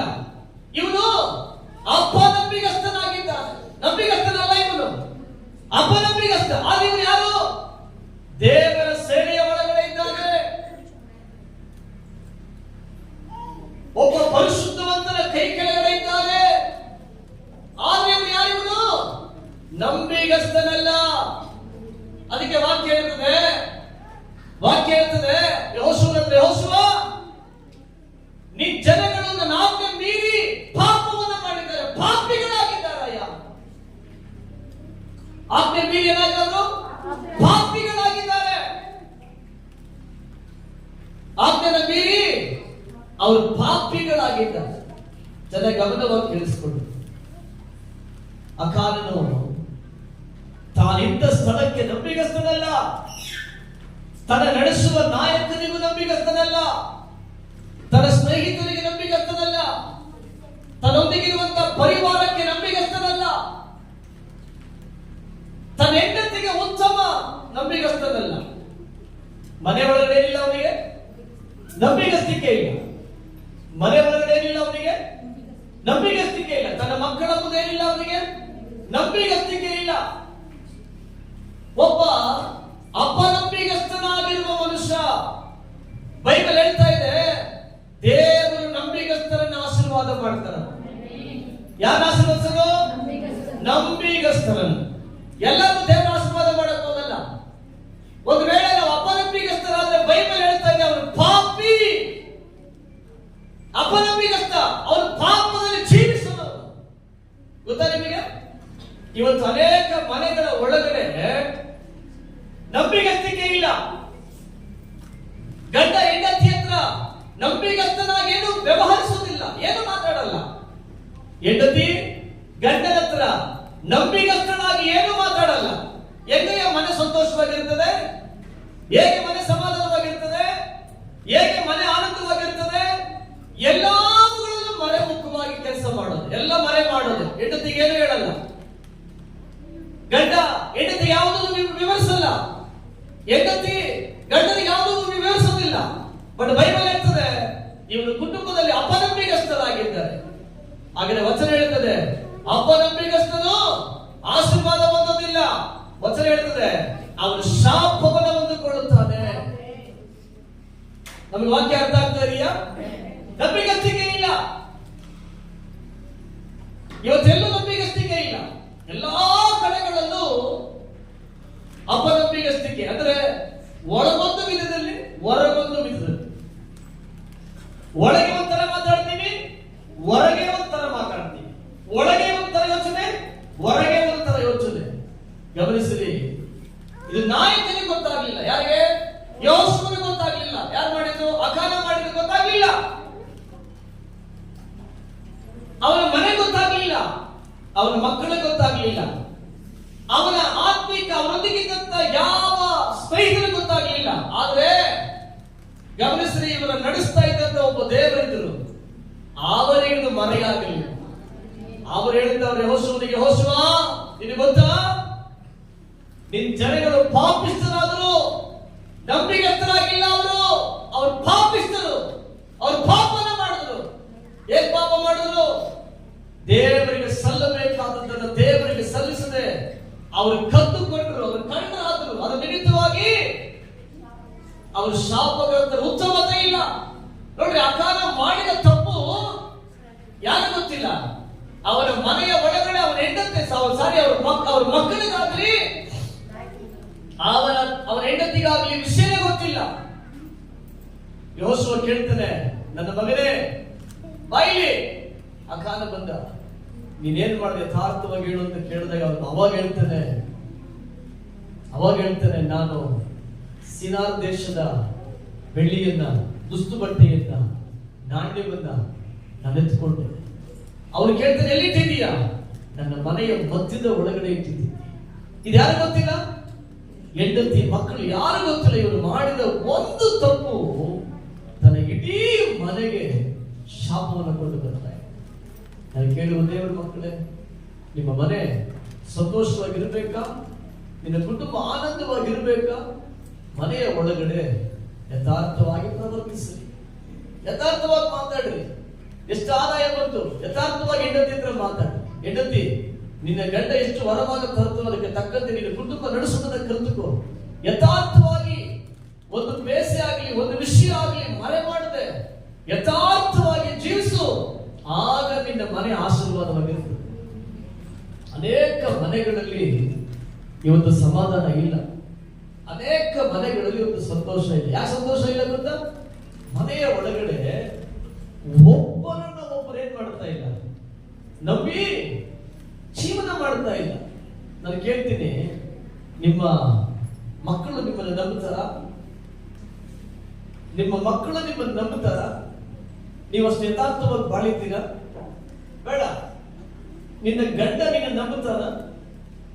ಅಥವಾ ನಿನ್ನ ಹೆಂಡತಿ ನಿನ್ನ ಅಂದ್ರೆ ಗಂಡನನ್ನ ನಂಬುತ್ತಾಳ? ಅಷ್ಟು ಉತ್ತಮವಾಗಿ ನಾವು ಜೀವಿಸ್ತಾ ಇದ್ದೀವ? ಅಷ್ಟು ಉತ್ತಮವಾಗಿ ಜೀವಿಸ್ತಾ ಇದ್ದೀವ? ನನ್ನ ದೇವರ ಕರುಣೆಯಿಂದ ಒಂದು ಮಾತು ಹೇಳಿದ್ದೇನೆ. ದೇವರ ದಯೆಯನ್ನು ಆಶ್ರಯಿಸಿ ಒಂದು ಮಾತು ಹೇಳ್ತೇನೆ. ನಾನು ಮಾಡೋ ಪ್ರತಿ ವಿಷಯ ನಮ್ಮ ಮನೆಯಲ್ಲಿ ನನ್ನ ಹೆಂಡತಿ ಕಡ್ಡಾಯವಾಗಿ ಗೊತ್ತಿರ್ತದೆ. ಕಡ್ಡಾಯವಾಗಿ ಗೊತ್ತಿರ್ತದೆ. ಬೇಕಾದ್ರೆ ಸಭೆ ಮುಗಿದ ಮೇಲೆ ನೀವು ಹೋಗಿ ಅವ್ರನ್ನ ವಿಚಾರಿಸ್ಬೋದು. ನನ್ನ ಬ್ಯಾಂಕಲ್ಲಿ ಇರೋ ಬ್ಯಾಲೆನ್ಸ್ ಸಮೇತ ಗೊತ್ತಿರ್ತದೆ. ನಾನು ಟೀ ಕುಡಿತೀನಿ ನೋಡ್ರಿ, ಆ ಟೀ ಕುಡಿಯೋದು ಕೂಡ ಅವ್ರಿಗೆ ಗೊತ್ತಿರ್ತದೆ. ಹೆಂಗೆ ಅಂತ ನೀವು ಕೇಳಿದ್ರೆ ಅದನ್ನು ಫೋನ್ ಮಾಡಿ ಹೇಳ್ತೀನಿ, ಟೀ ಕುಡಿತಾ ಇದ್ದೀನಿ. ತಮಾಷೆ ಇಲ್ಲ, ನಂಬಿಗಸ್ತಿ. ನನಗೆ ಸತ್ಯ ಗೊತ್ತು, ನನಗೆ ಸತ್ಯ ಗೊತ್ತು. ನಾನು ನನ್ನ ಮಕ್ಕಳನ್ನು ಯಾವರಿಸಬೇಕಾದ ಅಗತ್ಯ ನನಗಿಲ್ಲ. ನಾನು ನನ್ನ ಹೆಂಡತಿಯನ್ನು ಯಾವರಿಸಬೇಕಾದ ಅಗತ್ಯ ಇಲ್ಲ. ಅದಕ್ಕೆ ನಾವು ಮನೆ ಒಳಗಡೆ ಸಮಾಧಾನವಾಗಿದ್ದೀವಿ. ಕಾರಣ ಏನು ಗೊತ್ತಾ? ನಾವು ಯಾವುದನ್ನು ಮರೆ ಮಾಡಲ್ಲ, ಯಾವುದನ್ನು ಮರೆ ಮಾಡಲ್ಲ. ನಮ್ಮ ಹತ್ರ 10 ಪೈಸೆ ಇದ್ರೂ ಕೂಡ ಲೆಕ್ಕ ಇರ್ತದೆ. ನಮ್ಮ ಮನೆ ಒಳಗಡೆ ಇರುವಂತ 1 ಪೈಸೆಗೂ ಲೆಕ್ಕ ಇರ್ತದೆ. ಅದು ಗೊತ್ತಿರ್ತದೆ ಇಬ್ಬರಿಗೂ. ನಾವು ಯಾವುದನ್ನು ಮರೆ ಮಾಡಲ್ಲ. ಕಾರಣ ನನಗೆ ದೇವರ ವಾಕ್ಯ. ನನ್ನ ಮೆಟ್ಟಿಗೆ ತರ ಹೇಳಲ್ಲ, ನಿನಗೆ ಯಾಕೆ ಹೇಳು, ನಾನು ಮನೆ ನಡೆಸೋದು ಯಾವತ್ತಿ ಪದ ಉಪಯೋಗಿಸೋದು ನಾನು ಯಾವತ್ತೂ ಹೇಳಿಲ್ಲ. ಯಾಕೆ ಹೇಳಲ್ಲ ಗೊತ್ತಾ? ಬೈಬಲ್ ಹೇಳ್ತದೆ, ಗಂಡ ಹೆಂಡತಿ ಅವರಿಬ್ಬರು ಯಾರಂತೆ? ಒಂದೇ ಶರೀರ. ಅವರಿಬ್ಬರಲ್ಲ, ಒಂದೇ. ಆಗ ಮನೆಯ ಒಳಗಡೆ ತಲೆ ಮಾಡೋದು ದೇಹ ಗೊತ್ತಾಗ್ತದೆ ಅಲ್ವಾ? ತಲೆ ಮಾಡೋದು ಕಡ್ಡಾಯ ದೇಹ ಗೊತ್ತಾಗ್ತದೆ. ಒಂದ್ ವೇಳೆ ತಲೆ ಮಾಡೋ ಶರೀರ ಗೊತ್ತಾಗ್ತಾ ಇಲ್ಲ ಅಂತಂದ್ರೆ ಆಗ ನೀನು ಬೇರೆ ಅವರು ಬೇರೆ ಅಂತ ಅರ್ಥ. ನಿಮ್ಗೆ ಅರ್ಥ ಆಗ್ತಾ ಇದೆಯಾ? ಆಮೇಲೆ ಹಾಗಾದ್ರೆ ಒಂದು ಮನೆ ಸಂತೋಷವಾಗಿರ್ಬೇಕು ಅಂದ್ರೆ ಮನೆಯ ಒಳಗಡೆ ನಾವು ನಂಬಿಗಸ್ತರಾಗಿರ್ಬೇಕು. ಯಾರೇ ನಂಬಿಗಸ್ತರಾಗಿರ್ಬೇಕು? ಮಕ್ಕಳು ತಂದೆ ತಾಯಿಗಳಿಗೆ ನಂಬಿಗಸ್ತರಾಗಬೇಕು ಅಲ್ವಾ? ಗಂಡ ಹೆಂಡತಿಗೆ ನಂಬಿಗಸ್ತನಾಗಬೇಕು, ಹೆಂಡತಿ ಗಂಡನಿಗೆ ನಂಬಿಗಸ್ತರಾಗಬೇಕು. ಅವಾಗ ದೇವರು ಏನ್ ಮಾಡ್ತಾರೆ ಗೊತ್ತಾ? ಮನೇನ ಆಶೀರ್ವಾದ ಮಾಡ್ತಾರೆ.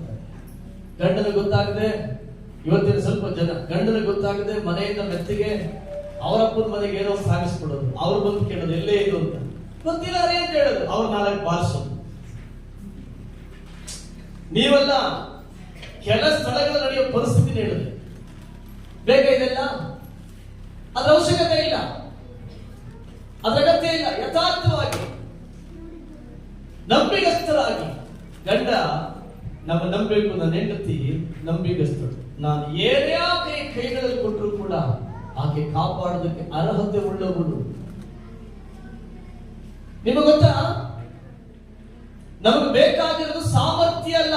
ಸಾಮರ್ಥ್ಯ ಅಂತಂದ್ರೆ ಎಲ್ಲ ನಿಭಾಯಿಸುವಂತ ಶಕ್ತಿ ಅಲ್ಲ.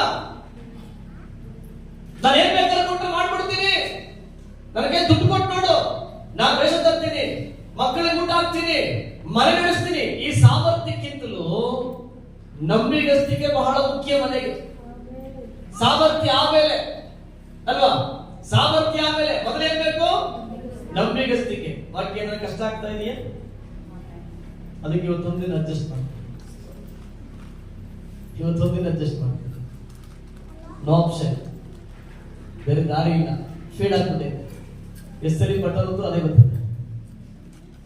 ನಾನು ಚಿಕ್ಕ ಹುಡುಗ ಇದ್ದಾಗ ನಮ್ಮ ಟೇಪ್ ರೆಕಾರ್ಡ್ ಇತ್ತು. ಟೇಪ್ ರೆಕಾರ್ಡ್ ಅಲ್ಲಿ ಒಂದು ಬಟನ್ ಇತ್ತು, ರಿಪ್ಲೇ. ಅದು ಹಾಕ್ಬಿಟ್ರೆ ರಿವೈಂಡ್ ಹಾಕ್ಬಿಟ್ರೆ ಹೇಳಿದ್ದು ಕಂಡಿರೋದು. ಇವಾಗಲೂ ಐತೆ ಆಪ್ಷನ್, ಐತಲ್ಲ ಬ್ರದರ್? ಐತಲ್ಲ ಆಪ್ಷನ್. ಇವತ್ತು ಅಂದ್ರೆ ಹೇಳಿದ್ದೆ ಅಂತ ರಿಪೀಟ್ ಮಾಡ್ತಾನೆ ಅಂತ ನಂಗೆ ಬೆಳಗ್ಗೆ ಫೀಡ್ ಆಗ್ಬಿಡುತ್ತೆ ಮೆಸೇಜ್. ನೀವು ಎಷ್ಟು ಸಲ ಒತ್ತಿ ಕೇಳಿದ್ರೆ ಇವತ್ತು ಅದೇ ಓಡೋದು ಇವತ್ತು. ಅದಕ್ಕೆ ಒಂದು ಗಂಡು ನಡೆದ್ರು ಪುರುಷನಿಗಾಗಲಿ ಒಬ್ಬ ಸ್ತ್ರೀಗಾಗಲಿ ಸಾಮರ್ಥ್ಯ ಬೇಡ. ಸಾಮರ್ಥ್ಯ ಅಂದ್ರೆ ಬಲ ಬೇಡ. ಏನ್ ಬೇಕು? ನಂಬಿಗಸ್ತಿಕೆ ಬೇಕು. ಒಬ್ಬರನ್ನ ಒಬ್ಬರು ನಂಬುವಂತ ನಂಬಿಗಸ್ತಿಕೆ ಬೇಕು. ಸುಮ್ಮನೆ ಮಾತು ಕೇಳ್ತೀನಿ ನಮ್ಮ ಸಭೆಯಲ್ಲಿ ಯಥಾರ್ಥವಾಗಿ. ನಾನು ನನ್ನ ಗಂಡನ ನಾನು ನಂಬಿಗಸ್ತಿಕನಾಗಿದ್ದೀನಿ ಅಂತ ಹೆಣ್ಮಕ್ಳು ಹೇಳ್ರಿ, ನನ್ನ ಗಂಡನಿಗೆ ನಾನು ನಂಬಿಗಸ್ತನಾಗಿದ್ದೀನಿ ಅಂತ ಹೇಳಲೇ ಹೋಗಲ್ಲ. ಗಂಡು ಮಕ್ಕಳಿಗೂ ಹೋಗಲ್ಲ, ಹೆಣ್ಣು ಮಕ್ಕಳಿಗೂ ಹೋಗಲ್ಲ. ಹಾಗೆ ಹೇಳ್ರಿ, ಯಥಾರ್ಥವಾಗಿ ನಾನು ಕೇಳ್ತೀನಿ. 10 ನಮ್ಮ ಮನೆ ನಿಂಗೆ ಆಶೀರ್ವಾದ ಮಾಡಕ್ಕೆ ದೇವರು ನಮ್ಮ ಮನೆನ ಹೇಗೆ ಆಶೀರ್ವಾದ ಮಾಡಕ್ಕಾಗ್ತದೆ?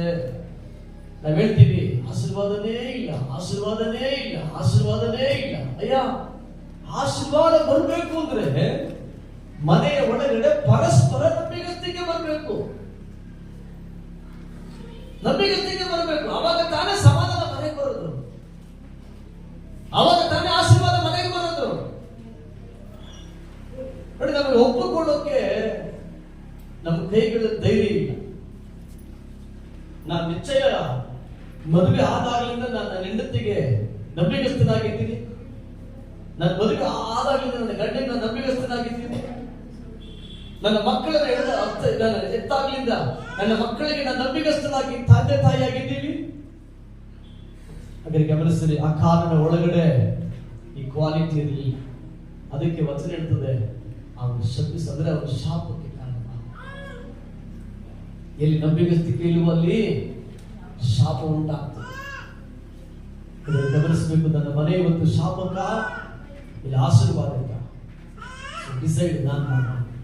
ಆಮೇಲೆ ವಾಕ್ಯ ಹೇಳ್ತದೆ, ನೀವು ಓದ್ ನೋಡ್ರಿ, ಎಫೆಸ ಅವರಿಗೆ ಬರೆದ ಪತ್ರಿಕೆ ವಾಕ್ಯ ಹೇಳ್ತದೆ, ಎಫೆಸ 5:11, 5ನೇ ಅಧ್ಯಾಯ 11ನೇ ವಚನ. ಅಲ್ಲಿ ಹೇಳ್ತದೆ, ಕರ್ತನಿಗೆ ಸಂಬಂಧವಾದ ಕೃತ್ಯಗಳಿಂದ ಯಾವ ಪ್ರಯೋಜನವೂ ಬರಲ್ಲ. ಅವುಗಳನ್ನ ಪಾಲುಗಾರರಾಗಿರದೆ ಅವುಗಳನ್ನು ಬಯಲಿಗೆ ತಂದು ಖಂಡಿಸಿರಿ. ಉಪಯೋಗ ಇಲ್ಲ. ಕರ್ತನಿಗೆ ಸಂಬಂಧಪಟ್ಟ ಕಾರ್ಯಗಳು ಪ್ರಯೋಜನ ಇಲ್ಲ. ಅವುಗಳನ್ನ ಹೊರಗೆ ತಂದು ಖಂಡಿಸಿರಿ, ಬಿಟ್ಟು ಬಿಡಿರಿ. ವಾಕ್ಯ ಹೇಳ್ತದೆ. ಹಾಗಾದ್ರೆ ಅಕಾಲ ದೇವಭಕ್ತಿ ಉಳ್ಳವನೇ, ಸೇನೆ ಒಳಗಡೆ ಇದ್ದವನೇ, ಅನೇಕರಿಗೆ ಆಶೀರ್ವಾದವಾಗಿದ್ದವನೇ. ಆದ್ರೆ ಅವನು ಯಾರಾಗಿರಲಿಲ್ಲ, ಅವನು ನಂಬಿಗಸ್ತನಾಗಿ. ಎಲ್ಲ ಹೇಳಿದ್ರೆ ಯಾರಾಗಿರಲಿಲ್ಲ? ನಂಬಿಗಸ್ತನಾಗಿರಲಿಲ್ಲ. ತನ್ನ ನಾಯಕನಿಗೆ ನಂಬಿಗಸ್ತನಾಗಿರಲಿಲ್ಲ, ತನ್ನ ಮಕ್ಕಳಿಗೆ ನಂಬಿಗಸ್ತನಾಗಿರಲಿಲ್ಲ, ತನ್ನ ಹೆಂಡತಿಗೆ ನಂಬಿಗಸ್ತನಾಗಿರಲಿಲ್ಲ. ಆದರೆ ಇವನು ಯಾರಿವನು? ಭಕ್ತಿ ಉಳ್ಳವನು. ಯಾರಿವನು? ಭಕ್ತಿ ಉಳ್ಳವನು. ಎಲ್ಲ ಯಾರಿವನು? ಭಕ್ತಿ ಉಳ್ಳವನೇ. ಮೂರನೇ ಕಾರ್ಯ, ವೇಗವಾಗಿ ನೋಡೋಣ. ಮೂರನೇ ಕಾರ್ಯ ವಾಕ್ಯ ಹೇಳುತ್ತದೆ, ಲೂಕ ಸುವಾರ್ತೆ 19ನೇ ಅಧ್ಯಾಯ 8ನೇ ವಚನ. ಲೂಕ 19ನೇ ಅಧ್ಯಾಯ 8ನೇ ವಚನ. ಚುರುಕಾಗಿ ಹೋಗೋಣ. ಆದರೆ ಜಕ್ಕಾಯನು ನಿಂತುಕೊಂಡು ಸ್ವಾಮಿ ನೋಡು, ನನ್ನ ಆಸ್ತಿಯಲ್ಲಿ ಅರ್ಧವನ್ನು ಬಡವರಿಗೆ ಕೊಡುತ್ತೇನೆ. ಜಕ್ಕಾಯ ನಮಗವನ ಕುರಿತು ಸಾಕ್ಷಿ ಗೊತ್ತು. ಜಕ್ಕಾಯ ಬಂದು ಆಗಿನ ಕಾಲದಲ್ಲಿ ಸುಂಕ ವಸೂಲಿಗಾರ, ರೋಮ್ ಸರ್ಕಾರದ ಉದ್ಯೋಗಸ್ಥ, ಸುಂಕ ವಸೂಲಿಗಾರ. ಅದರ ನಿಮಿತ್ತವಾಗಿ ತನ್ನ ಜನಗಳಿಂದ ತಿರಸ್ಕರಿಸಲ್ಪಟ್ಟವನು, ಶಪಿಸಲ್ಪಟ್ಟವನು, ತನ್ನ ಜನಗಳಿಗೆ ಬೇಡವಾದಂತಹ ಒಬ್ಬ ಮನುಷ್ಯ, ತನ್ನ ಜನಗಳ ಕಣ್ಗಳಲ್ಲಿ ಪಾಪಿಸ್ತನು ಎಂಬುದಾಗಿ ಕರೆಸಿಕೊಂಡಂತ ಒಂದು ವ್ಯಕ್ತಿ. ಆದ್ರೆ ಜಕ್ಕಾಯನ ಒಳಗಡೆ ಒಂದು ಆಸೆ, ನಾನು ಯೇಸುವನ್ನು ನೋಡಬೇಕನ್ನೋ ಆಸೆ ಬಂತು. ಯೇಸುವನ್ನು ನೋಡಬೇಕೆಂಬ ಆಸೆ ಬಂದ ಒಡನೆ ಕತ್ತಲಾಗಿರುವಂತ ಯೇಸು ಕ್ರಿಸ್ತನು ಜಕ್ಕಾಯ ಇರುವಂತ ಮರದ ಬಳಿಗೆ ಬಂದಾಗ ಯೇಸು ಹೇಳಿದ್ರು, ಜಕ್ಕಾಯ ಇವತ್ತು ಹಿಡಿದು ಬಾ, ಇವತ್ತು ನಾನು ನಿನ್ನ ಮನೆಗೆ ಬರಬೇಕು ಅಂತ ಹೇಳಿದ್ರು. ಜಕ್ಕಾಯನಿಗೆ ಬಹಳ ಸಂತೋಷ.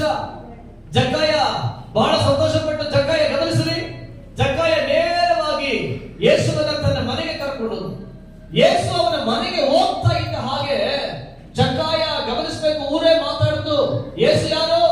ಯೇಸು ಒಬ್ಬ ಪಾಪಿಸ್ತನ ಮನೆಗೆ ಹೋಗ್ತಾ ಇದ್ದಾರೆ, ಒಬ್ಬ ಸುಂಕ ವಸೂಲಿಗಾರನ ಮನೆಗೆ ಹೋಗ್ತಾರೆ.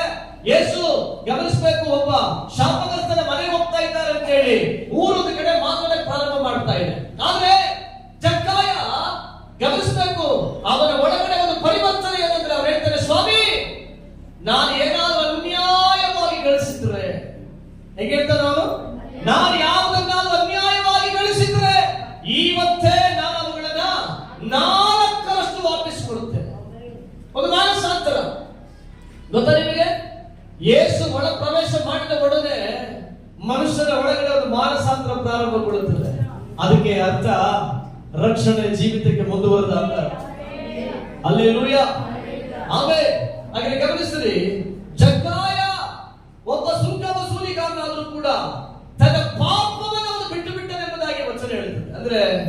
ಅವನು ತನ್ನ ಒಳಗಡೆ ಯೇಸು ಪ್ರವೇಶ ಮಾಡಿದ ಒಡನೆ ಅವನು ತನ್ನ ಪಾಪದ ಜೀವಿತವನ್ನ ಅವನು ಬಿಟ್ಟು ಎಂಬುದಾಗಿ ಅದರ ನಿಮಿತ್ತವಾಗಿ ಯೇಸು ಹೇಳಿದರು, ಇವತ್ತು ಮನೆಗೆ ರಕ್ಷಣೆ ಉಂಟಾಯಿತು. ಯಾವಾಗ ರಕ್ಷಣೆ ಉಂಟಾಗಿದ್ದು? ತನ್ನ ಪಾಪವನ್ನು ಅವನು ಬಿಟ್ಟಾಗ. ಆದ್ರೆ ಪಾಪದ ಒಳಗಡೆ ಇದ್ದಾಗ ಆ ಮನೆಗೆ ರಕ್ಷಣೆ ಇಲ್ಲ. ಹಾಗೆ ಯಾವಾಗ ರಕ್ಷಣೆ ಉಂಟಾಗ್ತಾ ಇದೆ? ತನ್ನ ಪಾಪ. ಗಮನಿಸಬೇಕು, ಜಕ್ಕಾಯನ ಮನೆಗೆ ಯಾವಾಗ ರಕ್ಷಣೆ ಉಂಟಾಯಿತು? ಜಕ್ಕಾಯನ ಮನೆಯ ಒಳಗಡೆ ಪಾಪ ತೆಗೆದು ಈಚೆ ಹಾಕಿದಾಗ ಆ ಮನೆಗೆ ಒಂದು ದೊಡ್ಡ ರಕ್ಷಣೆ ಉಂಟಾಯಿತು. ಆಮೇಲೆ ಹಲ್ಲೆಲೂಯಾ. ಹಾಗೆ ಚೆನ್ನಾಗಿ ಗಮನಿಸಿ ಹೇಳುವಂತ ಕಾರ್ಯನ ನಮ್ಮ ಮನೆ ಆಶೀರ್ವಾದವಾಗಿರ್ಬೇಕು ಅಂದ್ರೆ ನಮ್ಮ ಮನೆಯ ಒಳಗಡೆ ಇರುವಂತ ಅಶುದ್ಧತೆಗಳನ್ನ ಹೊರಗಡೆ ಹಾಕಬೇಕು. ನಮ್ಮ ಮನೆ ಒಳಗಡೆ ಇರುವಂತ ಹೊಲಸಾದ ಈಚೆ ಹಾಕ್ಬೇಕು. ಆಗ ನಮ್ಮ ಮನೆಗೆ ಆಶೀರ್ವಾದ ಉಂಟಾಗ್ತದೆ. ಆಮೇಲೆ 4ನೇದು ಆದಿಕಾಂಡ ಪುಸ್ತಕ, ನಿಮಗೆ ಗೊತ್ತಿರುವಂತ ವಾಕ್ಯ. 4ನೇದು ಬೇಗ ಹೋಗ್ಬಿಡೋಣ. 4ನೇದು ಆದಿಕಾಂಡ ಪುಸ್ತಕ ಗಮನಿಸಲಿ. 4ನೇ ಅಧ್ಯಾಯ 6 ಮತ್ತು 7. ಆದಿಕಾಂಡ ಪುಸ್ತಕ 4ನೇ ಅಧ್ಯಾಯ. ಮುಖವು ಕಳೆಗುಂದಿತು. ಮುಖವು ಕಳೆಗುಂದಿತು. ಆಗ ಯೆಹೋವನು ಅವನಿಗೆ ಯಾಕೆ ಕೋಪಿಸಿಕೊಂಡಿ? ಯಾಕೆ ನೀನು ಕೋಪ ಮಾಡಿಕೊಂಡೆ? ಕೋಪಿಸಿಕೊಂಡಿ. ನಿನ್ನ ತಲೆ ಯಾಕೆ ಬಗ್ಗಿತು? ನಿನ್ನ ತಲೆ ಯಾಕೆ ಬಗ್ಗಿತು? ಒಳ್ಳೆಯ ಕೆಲಸ ನೀನು ಮಾಡಿದರೆ ಒಳ್ಳೆಯ ಕೆಲಸ ಮಾಡಿದ್ರೆ ನಿನ್ನ ತಲೆ ಎತ್ತಲ್ಪಡುತ್ತಾ ಇತ್ತಲ್ಲವೇ? ಅಲ್ಲದಿದ್ದರೆ ಪಾಪವು ನಿನ್ನನ್ನು ಹಿಡಿಯಬೇಕೆಂದು ಬಾಗಿಲಲ್ಲಿ ವಂಚಿಕೊಂಡಿರುವುದು. ಆದರೂ ನೀನು ಚೆನ್ನಾಗಿ ಗಮನಿಸಬೇಕು. ವಾಕ್ಯ ಹೇಳ್ತಾ ಇದೆ, ಪಾಪದಿಂದ ಹಿಡಿಬೇಕು ಅಂತ ಹೇಳಿ ಬಾಗಿಲು ವೈಟಿಂಗ್ ಇದೆ. 2 ಕಾರ್ಯ ದೇವರು ಹೇಳ್ತಾರೆ. 2 ಕಾರ್ಯ. ಏನ್ 2 ಕಾರ್ಯ? ಮೊದಲನೇ ಕಾರ್ಯ, ದೇವರು ಕೇಳ್ತಾರೆ, ಕಾಯಿನೆ ನಿನ್ ತಲೆ ಯಾಕೆ ಬಂದದ್ದು? ನಿನ್ ತಲೆ ಯಾಕೆ ಬಂದದ್ದು? 1. 2ನೇದಾಗಿ ವಾಕ್ಯ, ನೀನು ಒಳ್ಳೆಯ ಕೆಲಸ ಮಾಡಿದ್ರೆ ನಿನ್ನ ತಲೆ ಎತ್ತಲ್ಪಡುತ್ತಾ ಇತ್ತು. ಹಾಗೆ ಗಮನಿಸ್ರಿ, ಒಳ್ಳೆಯದನ್ನು ಮಾಡಿದ್ರೆ ತಲೆ ಎತ್ತಲ್ಪಡುತ್ತದೆ. ಏನ್ ಮಾಡ್ಬೇಕಂತೆ? ಒಳ್ಳೆ ಕೆಲಸ. ಎಲ್ಲ ಏನ್ ಮಾಡ್ಬೇಕು? ಒಳ್ಳೆ ಕೆಲಸ. ಒಂದು ವೇಳೆ ಅವನು ಒಳ್ಳೆಯದನ್ನ ವಾಕ್ಯ, ನೀನು ಒಳ್ಳೆಯದು ಮಾಡದೇ ಇರೋದ್ರಿಂದ ಏನುಂಟಾಯ್ತು? ನಿನಗೆ ಪಾಪ ನಿನ್ನ ಹಿಡಿಯಬೇಕಂತ ಕಾಯ್ತಾ ಇದೆ. ಹಾಗೆ ಗಮನಿಸಬೇಕು, ಒಳ್ಳೆಯದನ್ನ ಮಾಡದೇ ಇರುವಂತ ಮನುಷ್ಯನ ಬದುಕಲ್ಲಿ ಪಾಪ ಅವನನ್ನ ಹಿಡಿಕೊಳ್ಳುತ್ತದೆ. ಪಾಪ ಹಿಡಿತದೆ. ವಾಕ್ಯ ಹೇಳ್ತದೆ, ನೀನು ಒಳ್ಳೆಯದನ್ನ ಮಾಡಬೇಕಾಗಿತ್ತು. ನೀನು ಒಳ್ಳೆಯದನ್ನ ಮಾಡದೇ ಇರೋದ್ರಿಂದ ನಿನ್ನ ಪಾಪ ಹಿಡಿಬೇಕು ಅಂತ ಹೇಳಿ ನಿನ್ನ ಮನೆಯ ಭಾಗದಲ್ಲಿ ವೈಟಿಂಗ್ ಕಾದಿದೆ. ಯಾರ ಮನೆಗೆ? ಒಳ್ಳೆಯದನ್ನ ಮಾಡದೇ ಇರುವವನ ಮನೆಯನ್ನು ಹಿಡಿಯೋದಕ್ಕೆ ಯಾರು ವೈಟಿಂಗ್ ಎಲ್ಲ ಅವರಂತೆ? ಪಾಪ ಕಾಯ್ತಾ ಇದೆಯಂತೆ. ಯಪ್ಪ, ಎಷ್ಟು ಭಯಂಕರವಾದ ವಾಕ್ಯ ನೋಡಿ. ಬೈಬಲ್ ಹೇಳ್ತಿದೆ, ಒಳ್ಳೆಯದನ್ನ ಮಾಡಬೇಕಂತ ಹೇಳಿ ಗೊತ್ತಿದ್ದು ಒಳ್ಳೆಯದನ್ನ ಮಾಡದಿದ್ರೆ ಅದು ಪಾಪ. ಒಳ್ಳೆಯದನ್ನ ಮಾಡಬೇಕು. ಏನ್ ಮಾಡಬೇಕು? ನಾವು ಒಳ್ಳೆಯದನ್ನ ಮಾಡಬೇಕು. ಒಂದು ವೇಳೆ ಒಳ್ಳೆಯದನ್ನ ಮಾಡದಿದ್ರೆ ವಾಕ್ಯ ಹೇಳ್ತಿದೆ, ಪಾಪದಿಂದ ಹಿಡಿಬೇಕು ಅಂತ ಹೇಳಿ ಕಾಯ್ತಾ ಇದೆ. ಯಾಕೆ ಕೋಪ ಮಾಡಿಕೊಂಡೆ? ಗಮನಿಸಿರಿ, ವಚನ ಹೇಳ್ತಿದೆ, ಕೋಪ ನಮಗೆ ಕೇಡನ್ನ ಕೊಂಡು ಬರುತ್ತದೆ. ಉರಿಗೊಳ್ಳಬಾರದು. ಮತ್ತೊಬ್ಬ ನೋಡಿ ಏನ್ ಮಾಡಬಾರದು? ನಾವು ಉರಿಗೊಳ್ಳಬಾರದು. ನಾವು ಮತ್ತೊಬ್ಬನ ಮೇಲೆ ರೋಷಗೊಳ್ಳಬಾರದು. ನಮಗೆ ಅದು ಕೇಡನ್ನ ಕೊಂಡು ಬರುತ್ತದೆ. ದೇವರ ವಾಕ್ಯ ನಮಗೆ ಹೇಳ್ತದೆ, 1 ಪೇತ್ರ ಬೇಗ ಓದು. 1 ಪೇತ್ರ 3ನೇ ಅಧ್ಯಾಯ 9ನೇ ವಚನ. ವಾಕ್ಯ ಹೇಳ್ತದೆ, ದೇವರು ನಮ್ಮನ್ನ ಆಶೀರ್ವಾದಕ್ಕಾಗಿ ನಮ್ಮನ್ನ ದೇವರು ಮಾಡಿರೋದು, ನಮ್ಮನ್ನ ಉಂಟು ಮಾಡಿರೋದು. ಯಾವುದಕ್ಕಾಗಿ? ಅಪಕಾರಕ್ಕೆ ಅಪಕಾರ ಮಾಡದೆ, ನಿಂದೆಗೆ ನಿಂದೆಯನ್ನು ಮಾಡದೆ. ಇಲ್ಲಿ ಗಮನಿಸಬೇಕು ವಾಕ್ಯನ. ಅಪಕಾರಕ್ಕೆ ಅಪಕಾರ ಮಾಡದೆ, ನಿಂದೆಗೆ ನಿಂದೆಯನ್ನು ಮಾಡದೆ ಆಶೀರ್ವದಿಸಿರಿ. ದೇವರು ನಮ್ಮನ್ನು ಯಾವುದಕ್ಕಾಗಿ ಆರಿಸಿಕೊಂಡಿದ್ದಾರೆ? ಇದಕ್ಕಾಗಿಯೇ ದೇವರು ನಿಮ್ಮನ್ನ ಕರೆದಾನಲ್ಲ. ಹೀಗೆ ಮಾಡುವುದಾದರೆ ನೀವು ಆಶೀರ್ವಾದವನ್ನು ಬಾಧ್ಯವಾಗಿ ಹೊಂದುವಿರಿ. ಹಾಗೆ ವಾಕ್ಯ ಹೇಳ್ತದೆ, ನಿಂದೆಗೆ ನಿಂದನೆ ಮಾಡಬಾರದು, ಅಪಕಾರಕ್ಕೆ ಅಪಕಾರ ಮಾಡಬಾರ್ದು. ನಾವೇನ್ ಮಾಡ್ಬೇಕಂತೆ? ಆಶೀರ್ವದಿಸಬೇಕು. ಯಾಕೆ? ನಾವು ಆಶೀರ್ವಾದ ಮಾಡುವುದಕ್ಕಾಗಿ ಕರೆಯಲ್ಪಟ್ಟ. ಹಲ್ಲೆಲೂಯಾ. ಯಾವುದಕ್ಕೆ ಕರೆಯಲ್ಪಟ್ಟವರು? ಆಶೀರ್ವಾದ. ನೀನು ಆಶೀರ್ವಾದ. ನಿನಗೆ ಯಾರೋ ತೊಂದರೆ ಮಾಡುದು ಅಂತೇಳಿ ನೀನು ಅವರಿಗೆ ತೊಂದರೆ ಮಾಡಬಾರ್ದು. ಅದು ದೇವರ ಕಣ್ಗಳಲ್ಲಿ ಅಪರಾಧ. ನಿನಗೆ ಯಾರೋ ತೊಂದರೆ ಮಾಡಿದ್ರೆ ಮುಯಿಗೆ ಮೈ ತೀರಿಸೋದು. ನನಗೆ ಹಂಗ ಮಾಡಿದ್ರು ನಾನು ಹಂಗೆ ಮಾಡ್ತೀನಿ. ಕೆಲವರು ಹೇಳ್ತಾರೆ ನಾನು ಬಿಡ್ತೀನಾ, ನೋಡಿದ್ರೆ ಮಾಡೇ ತೋರಿಸ್ತೀನಿ, ನೋಡಿದ್ರೆ ಹೆಂಗ್ ಮಾಡ್ತಾರ ಮಾಡ್ಲಿ, ಸವಾಲ್ ಹಾಕೋದು. ಗಮನಿಸಲಿ, ವಚನ ಹೇಳ್ತದೆ ಅದು ನಿನ್ನ ಮನೆಗೆ ಪಾಪವನ್ನು ಕೊಂಡು ಬರ್ತದೆ. ನಿನ್ನ ಮನೆಗೆ ಅದೇ ತರ್ತದೆ ಪಾಪ. ಹೇಗೆ ಸಮಾಧಾನವಾಗಿರಕ್ಕಾಗ್ತದೆ? ಇದು ಸಂತೋಷವಾಗಿರಕ್ಕಾಗಲ್ಲ, ಸಮಾಧಾನವಾಗಿರಕ್ಕಾಗಲ್ಲ. ಯಾಕೆ ಇರಕ್ಕಾಗಲ್ಲ ಗೊತ್ತಾ? ನೀನು ಅಪಕಾರಕ್ಕೆ ಪ್ರತಿಯಾಗಿ ಏನ್ ಮಾಡ್ತಾ ಇದೀಯಾ? ಅಪಕಾರ ಮಾಡ್ತಾ ಇದೀಯಾ. ನಿಂದೆಗೆ ಪ್ರತಿಯಾಗಿ ಏನ್ ಮಾಡ್ತಾ ಇದೀಯಾ? ನಿಂದನೆ ಮಾಡ್ತಾ ಇದೀಯಾ.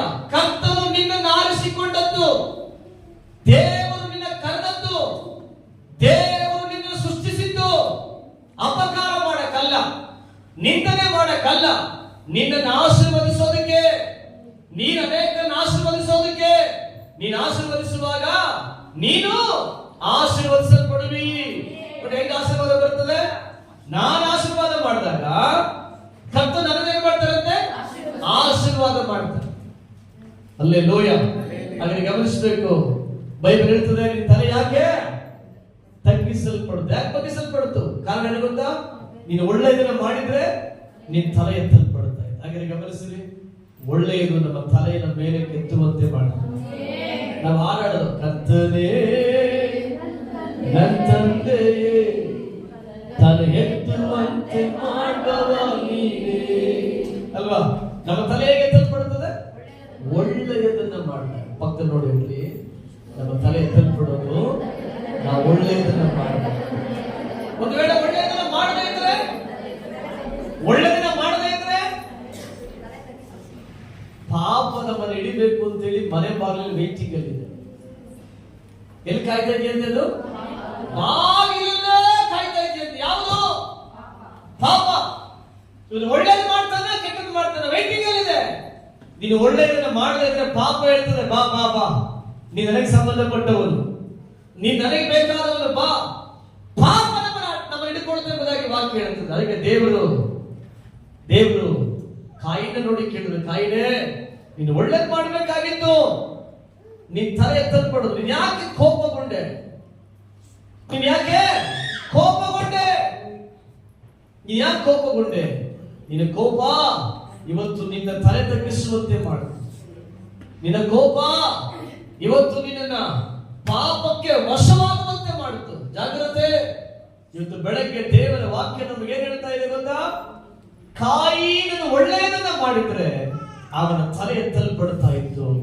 ಅವನು ಗಮನಿಸಬೇಕು, ತನ್ನ ಸಹೋದರನ ಮೇಲೆ ಕೋಪಗೊಂಡಿದ್ರಿಂದ, ಅವನು ಕೆಟ್ಟದನ್ನ ಮಾಡಿದ್ರಿಂದ ಪಾಪ ಅವನ ಹಿಡಿಯಬೇಕು. ಅಲ್ಲಿ ಸರಿ, ಕೊನೆಯದಾಗಿ ಬಹಳ ಮುಖ್ಯವಾಗಿರುವಂತಹ ಒಂದು ಕಾರ್ಯ, ಅಪೊಸ್ತಲ ಕೃತ್ಯಗಳು 5ನೇ ಅಧ್ಯಾಯ 9ನೇ ವಚನ. ನಮ್ಮೆಲ್ಲರಿಗೂ ಬಹಳ ಬಹಳ ಚೆನ್ನಾಗಿ ಗೊತ್ತಿರುವಂತಹ ಒಂದು ವಾಕ್ಯ. ಗಮನಿಸಿರಿ, ಅಪೊಸ್ತಲ ಕೃತ್ಯಗಳು ಕೊನೆ ವಾಕ್ಯ. ನಾವು ಸ್ವಲ್ಪ ಚುರುಕಾಗಿ ನೋಡಿ ಮುಗಿಸ್ಬಿಡೋಣ. ಕೊನೆ ವಾಕ್ಯ, ಅಪೊಸ್ತಲ ಕೃತ್ಯಗಳು. ಆಗ ಪೇತ್ರನು ಆಕೆಗೆ ನೀವಿಬ್ಬರು ಕರ್ತನ ಆತ್ಮನನ್ನು ಪರೀಕ್ಷಿಸುವುದಕ್ಕೆ ಯಾಕೆ ನೀವು ಒಡಂಬಟ್ಟಿರಿ? ಇಲ್ಲಿ ಗಮನಿಸಬೇಕು. ಪೇತ್ರ ಕೇಳ್ತಾನೆ, ನೀವು ದೇವರ ಆತ್ಮವನ್ನು ವಂಚಿಸೋದಕ್ಕೆ ಪ್ರಯತ್ನ ಪಟ್ಟಿದ್ದೇನು? ದೇವರ ಪರಿಶುದ್ಧಾತ್ಮವನ್ನ ವಂಚನೆ ಮಾಡೋದಕ್ಕೂ ಯಾಮಾರಿಸೋದಕ್ಕೂ ನೀವು ಒಡಂಬಟ್ಟಿದ್ದೇನು? ಯಾಕೆ? ಸನ್ನಿವೇಶ ಏನು? ಗಮನಿಸಬೇಕು. ಸನ್ನಿವೇಶ ಯಾವುದು ಅಂತಂದ್ರೆ, ಅಪೊಸ್ತಲರ ದಿನಗಳಲ್ಲಿ ರಕ್ಷಿಸಲ್ಪಟ್ಟಂತ ಎಲ್ಲಾ ದೇವ ಜನಗಳು ವೈಯಕ್ತಿಕವಾಗಿ ಒಂದು ತೀರ್ಮಾನ ತಗೊಳ್ತಾ ಇದೆ. ಏನ್ ತೀರ್ಮಾನ ಅಂತಂದ್ರೆ, ತಮಗಿದ್ದಂತ ಸ್ಥಿರ ಆಸ್ತಿಗಳನ್ನ ಮಾರಿ ಬಂದ ಹಣವನ್ನ ಅಪೊಸ್ತಲರ ಪಾದಗಳ ಬಳಿಗೆ ತಂದಿಡ್ತಾ ಇದ್ರು. ಆ ಹಣ ಅವತ್ತಿನ ಕಾಲಘಟ್ಟದಲ್ಲಿ ದೇವ ಜನಗಳ ಅವಸರಕ್ಕೆ, ದೇವ ಜನಗಳ ಆಹಾರಕ್ಕೆ, ದೇವ ಜನಗಳ ಅವರ ಅನುಕೂಲತೆಗೆ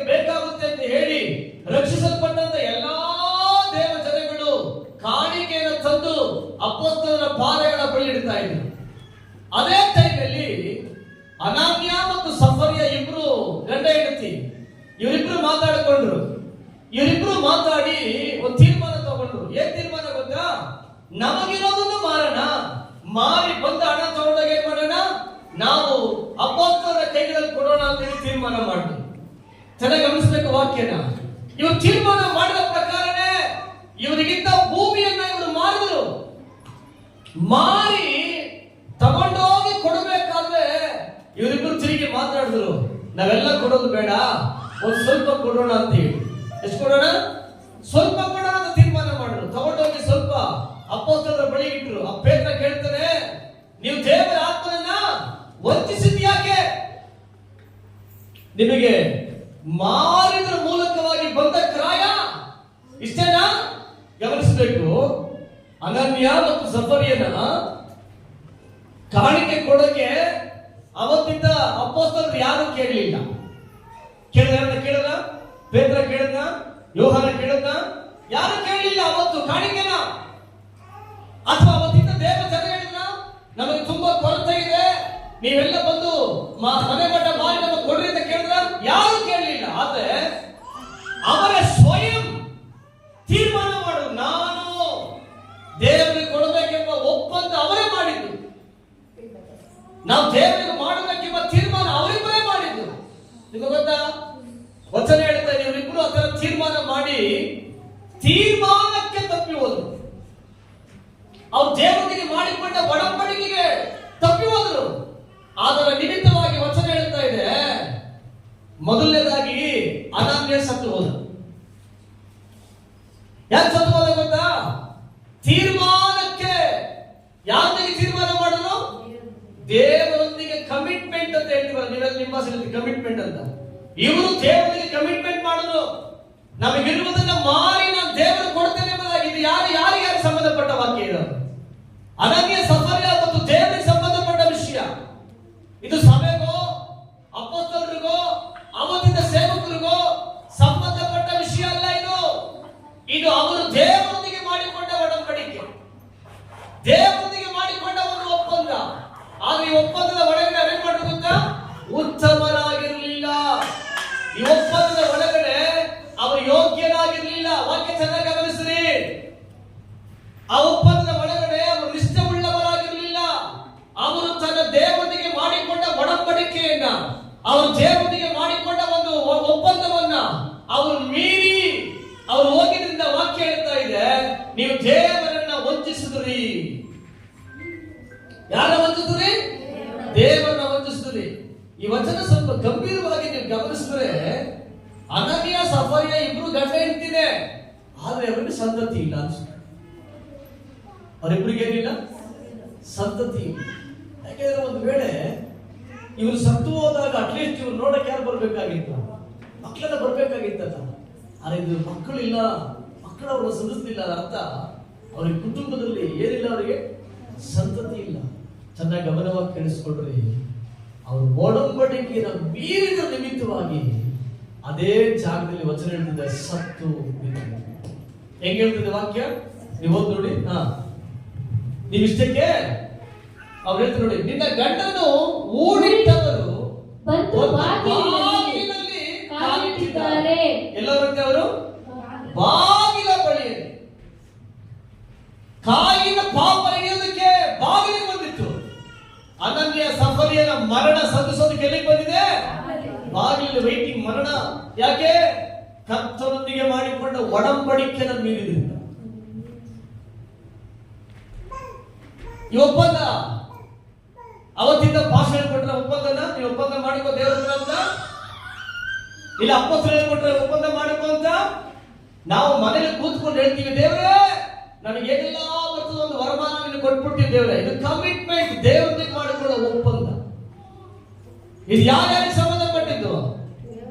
ದೇವರಿಗೂ ಅನಾನಿಗೂ ಸಂಬಂಧಪಟ್ಟ ಕಾರ್ಯ. ಯಾರಿಗೆ ಸಂಬಂಧಪಟ್ಟ ಕಾರ್ಯ? ದೇವರಿಗೂ ಅನಾನ್ಯನಿಗೂ ಸಫರ್ಯಗೂ ಸಂಬಂಧಪಟ್ಟ ಕಾರ್ಯ. ಇದರೊಳಗಡೆ ಯಾರ ತಲೆ ಇಡಲ್ಲ? ಸಭೆ ತಲೆ ಇಡಲ್ಲ, ಸೇವಕರ ತಲೆ ಇಡಲ್ಲ, ಅಪ್ಪದ ತರ ಹೇಳಿದ್ರು. ಇದು ಯಾರಿಗೆ ಸಂಬಂಧಪಟ್ಟ ಕಾರ್ಯ? ಸಭೆ ಒಂದು ವೇಳೆ ನಾವು ಅನನ್ಯ ಸಫರಿದ್ದರೆ ಒಂದು ವೇಳೆ ಒಡಂಬಡಿಕೆಯನ್ನು ಮೀರಿದ್ರೆ ಹೆಂಗ್ ಸಂತೋಷವಾಗಿರಕ್ಕಾಗ್ತದೆ, ಹೆಂಗ್ ಸಮಾಧಾನವಾಗಿರಕ್ಕಾಗ್ತದೆ? ನಿಮಗೆ ಗೊತ್ತಾ, ಕರ್ತನ ಆಜ್ಞೆಯನ್ನು ಮೀರಿದ ಒಡನೆ ನಮ್ಮ ಬಾಳ ಒಳಗಡೆ ಮೊದಲು ದೂರವಾಗುವುದು ಸಮಾಧಾನ. ಮೊದಲು ನಮ್ಮನ್ನು ಬಿಟ್ಟು ಹೋಗುವುದು ಸಮಾಧಾನ. ನೀನ್ ಪ್ರಾರ್ಥನೆ ಮಾಡಬಹುದು, ಸಮಾಧಾನವಾಗಿದ್ದೀಯಾ? ನೀನ್ ಸಭೆಗೆ ಬರ್ಬೋದು, ಸಮಾಧಾನವಾಗಿದ್ದೀಯಾ? ಯೋಚನೆ ಮಾಡಬೇಡ. ಇವತ್ತು ನೀನು ಸಮಾಧಾನ ಇಲ್ಲ ಅಂದ್ರೆ ನೀನು ಎಲ್ಲಿ ದೇವ ಸಮುದ್ರ ತಪ್ಪಿ ಹೋಗಿದ್ದೀಯೋ ಅದನ್ನ ಸರಿ ಮಾಡ್ಕೋ. ದೇವರು ನಿನಗೆ ಸಮಾಧಾನವನ್ನು ಕೊಡುತ್ತಾರೆ. ದೇವರು ನಿನಗೆ ಸಮಾಧಾನವನ್ನು ಕೊಡುತ್ತಾರೆ. ಯಾವಾಗ ನಾವು ದೇವರ ಮಾತಿಗೆ ನಾವು ಅವಿಧೇಯರಾಗಿ ಮಾರ್ಪಡುತ್ತೇವೋ ಆಗ ನಮ್ಮ ಬಾಳ ಒಳಗಡೆ ಮೊದಲು ತೆಗೆಯಲ್ಪಡೋದೇ ಸಮಾಧಾನ. ಒಂದು ಚಿಕ್ಕ ಕಾರ್ಯ ನಾನು ನಿಮಗೆ ಹೇಳ್ಬಿಟ್ಟು ನಾನು ಮುಗಿಸ್ಬಿಡುತ್ತೇನೆ. ಟೈಮ್ ಇಸ್ ಓವರ್, ಮುಗಿಸ್ಬಿಡುತ್ತೇನೆ. ಒಂದು ದಿನ ಒಂದು ಮನೆಯ ಒಳಗಡೆ ಭಯಂಕರವಾಗಿರುವಂತ ಒಂದು ಜಗಳ, ತಂದೆಗೂ ಮಗಳಿಗೂ ಒಂದು ಭಯಂಕರವಾದ ಜಗಳದ ನಿಮಿತ್ತವಾಗಿ ಮನೆ ಒಳಗಡೆ ದೊಡ್ಡ ಒಂದು ತೊಂದರೆ, ದೊಡ್ಡ ಒಂದು ಕೋಲಾಹಲ. ಈ ಸುದ್ದಿ ಒಬ್ಬ ಸೇವಕನ ಕಿವಿಗೆ ಬಿಟ್ಟು ಸೇವಕ ನೇರವಾಗಿ ಅವ್ರ ಮನೆಗೆ ಹೋಗಿ ತಂದೆ ತನ್ನ ಮಗಳ ಮೇಲೆ ಕೋಪಗೊಂಡಿದ್ರಿಂದ ಮಗಳನ್ನ ಬಿಡಿಸಿ ನೇರವಾಗಿ ಹೊರಗಡೆ ಕರ್ಕೊಂಡು ಬಂದ್ಬಿಟ್ರು. ಕರ್ಕೊಂಡು ಬಂದಾಗ ಗಮನವಾಗಿ ಕೇಳಿಸ್ಕೊಡ್ರಿ, ಕರ್ಕೊಂಡು ಬಂದಾಗ ಸೇವಕರು ಮಗ ಹುಡುಗಿಗೆ ಬುದ್ಧಿ ಹೇಳಿದ್ರು, ಅಮ್ಮ ನೀನ್ ಯಾಕಮ್ಮ ಇಂಥ ತಪ್ಪು ಮಾಡ್ತಾ ಇದ್ದೀಯಾ? ಇಂಥ ತಪ್ಪು ಮಾಡಬೇಡ ನೀನು. ನೋಡು, ನೀನು ಮಾಡಿದ ಒಂದು ತಪ್ಪಿಂದ ನಿನ್ನ ಮನೆ ಒಳಗಡೆ ಎಷ್ಟು ದೊಡ್ಡ ಅನಾನುಕೂಲತೆ ಅಂತ ಹೇಳಿ ಆಕೆಗೆ ಬುದ್ಧಿ ಹೇಳ್ತಾ. ಬುದ್ಧಿ ಹೇಳ್ಬೇಕಾದ್ರೆ ಹುಡುಗಿ ಕೇಳ್ತಂತೆ, ಫಸ್ಟ್ ಒಂದು ನೆನ್ಪಿಟ್ಟುಕೊಳ್ಳ್ರಿ, ನೀವು ನಿಮ್ಮ ಟೈಮ್ ಅನ್ನ ವೇಸ್ಟ್ ಮಾಡ್ತಾ ಇದ್ದೀರಿ. ನೀವು ನಿಮ್ಮ ಟೈಮ್ ಅನ್ನ ವೇಸ್ಟ್ ಮಾಡ್ತಾ ಇದ್ದೀರಿ. ಏನ್ ವೇಸ್ಟ್? ನೀವು ನನಗೆ ಬುದ್ಧಿ ಹೇಳ್ತಾ ಇದ್ದೀರಲ್ಲ, ಇದು ವೇಸ್ಟ್. ಯಾಕೆ? ನಾನು ಮಾಡುವಂತ ಕಾರ್ಯನ ದೇವರೇ ತಡೆದಿಲ್ಲ. ಯಾರು ತಡೆಯಲಿಲ್ಲ? ದೇವರೇ ತಡೆಯಲಿಲ್ಲ. ಆಗಿದ್ದ ಮೇಲೆ ನೀವು ನನಗೆ ಬುದ್ಧಿ ಹೇಳಿದ್ರೆ ನಾನು ಕೇಳ್ತೀನ? ಕೇಳಲ್ಲ. ಅದರಿಂದ ಪ್ಲೀಸ್ ದಯವಿಟ್ಟು ನಿಮ್ಮ ಸಮಯ ತುಂಬಾ ಬೆಲೆ ಉಳ್ಳದ್ದು. ನೀವು ನನಗೆ ಬುದ್ಧಿ ಹೇಳಬೇಡಿ, ಪ್ರಯೋಜನ ಇಲ್ಲ, ನೀವು ಹೋಗಿ ಅಂತ ಹೇಳಿದ್ರು. ಸೇವಕರಿಗೆ ತುಂಬಾ ನೋವಾಯಿತು. ಸ್ವಲ್ಪ ಹೊತ್ತು ಕೂತ್ಕೊಂಡು ಮತ್ತೆ ಹೇಳಿದ್ರು, ಬೇಡ ಈ ಕಾರ್ಯ ಮಾಡಬೇಡ. ಅವ್ರು ಹೇಳಿದ್ರು, ನಾನು ತೀರ್ಮಾನ ಮಾಡಿದ ಹಾಗೇನೆ, ನಾನ್ ತೀರ್ಮಾನ ಮಾಡಿದ ಹಾಗೇನೆ, ನಾನು ಏನ್ ತೀರ್ಮಾನಿಸಿದ್ದೀನಿ ಅದು ಮಾಡೇ ತೀರ್ತೀನಿ, ನಾನು ಯಾರನ್ನು ಕೇಳೋದಿಲ್ಲ. ಚೆನ್ನಾಗಿ ಗಮನಿಸಿರಿ. ಸೇವಕರು ಆಕೆಗೆ ಹೇಳಿದ್ರು, ಬೇಡಮ್ಮ, ಇದು ದೇವರ ಉದ್ದೇಶ ಅಲ್ಲ, ಇದು ಮಾಡಬೇಡ. ಆಕೆ ಮಾತು ಕೇಳಲೇ ಇಲ್ಲ. ಸ್ವಲ್ಪ ಹೊತ್ತಾದ್ಮೇಲೆ ಸೇವಕರ ಸಹೋದರಿ ನೋಡಿ ಹೇಳಿದ್ರು, ಮಗಳೇ, ಇದು ಕಾರ್ಯ ಚೆನ್ನಾಗಿ ನೆನಪಿಟ್ಟುಕೋ, ನೀನು ಮಾಡೋದನ್ನ ಮಾಡು, ನೋ ಪ್ರಾಬ್ಲಮ್.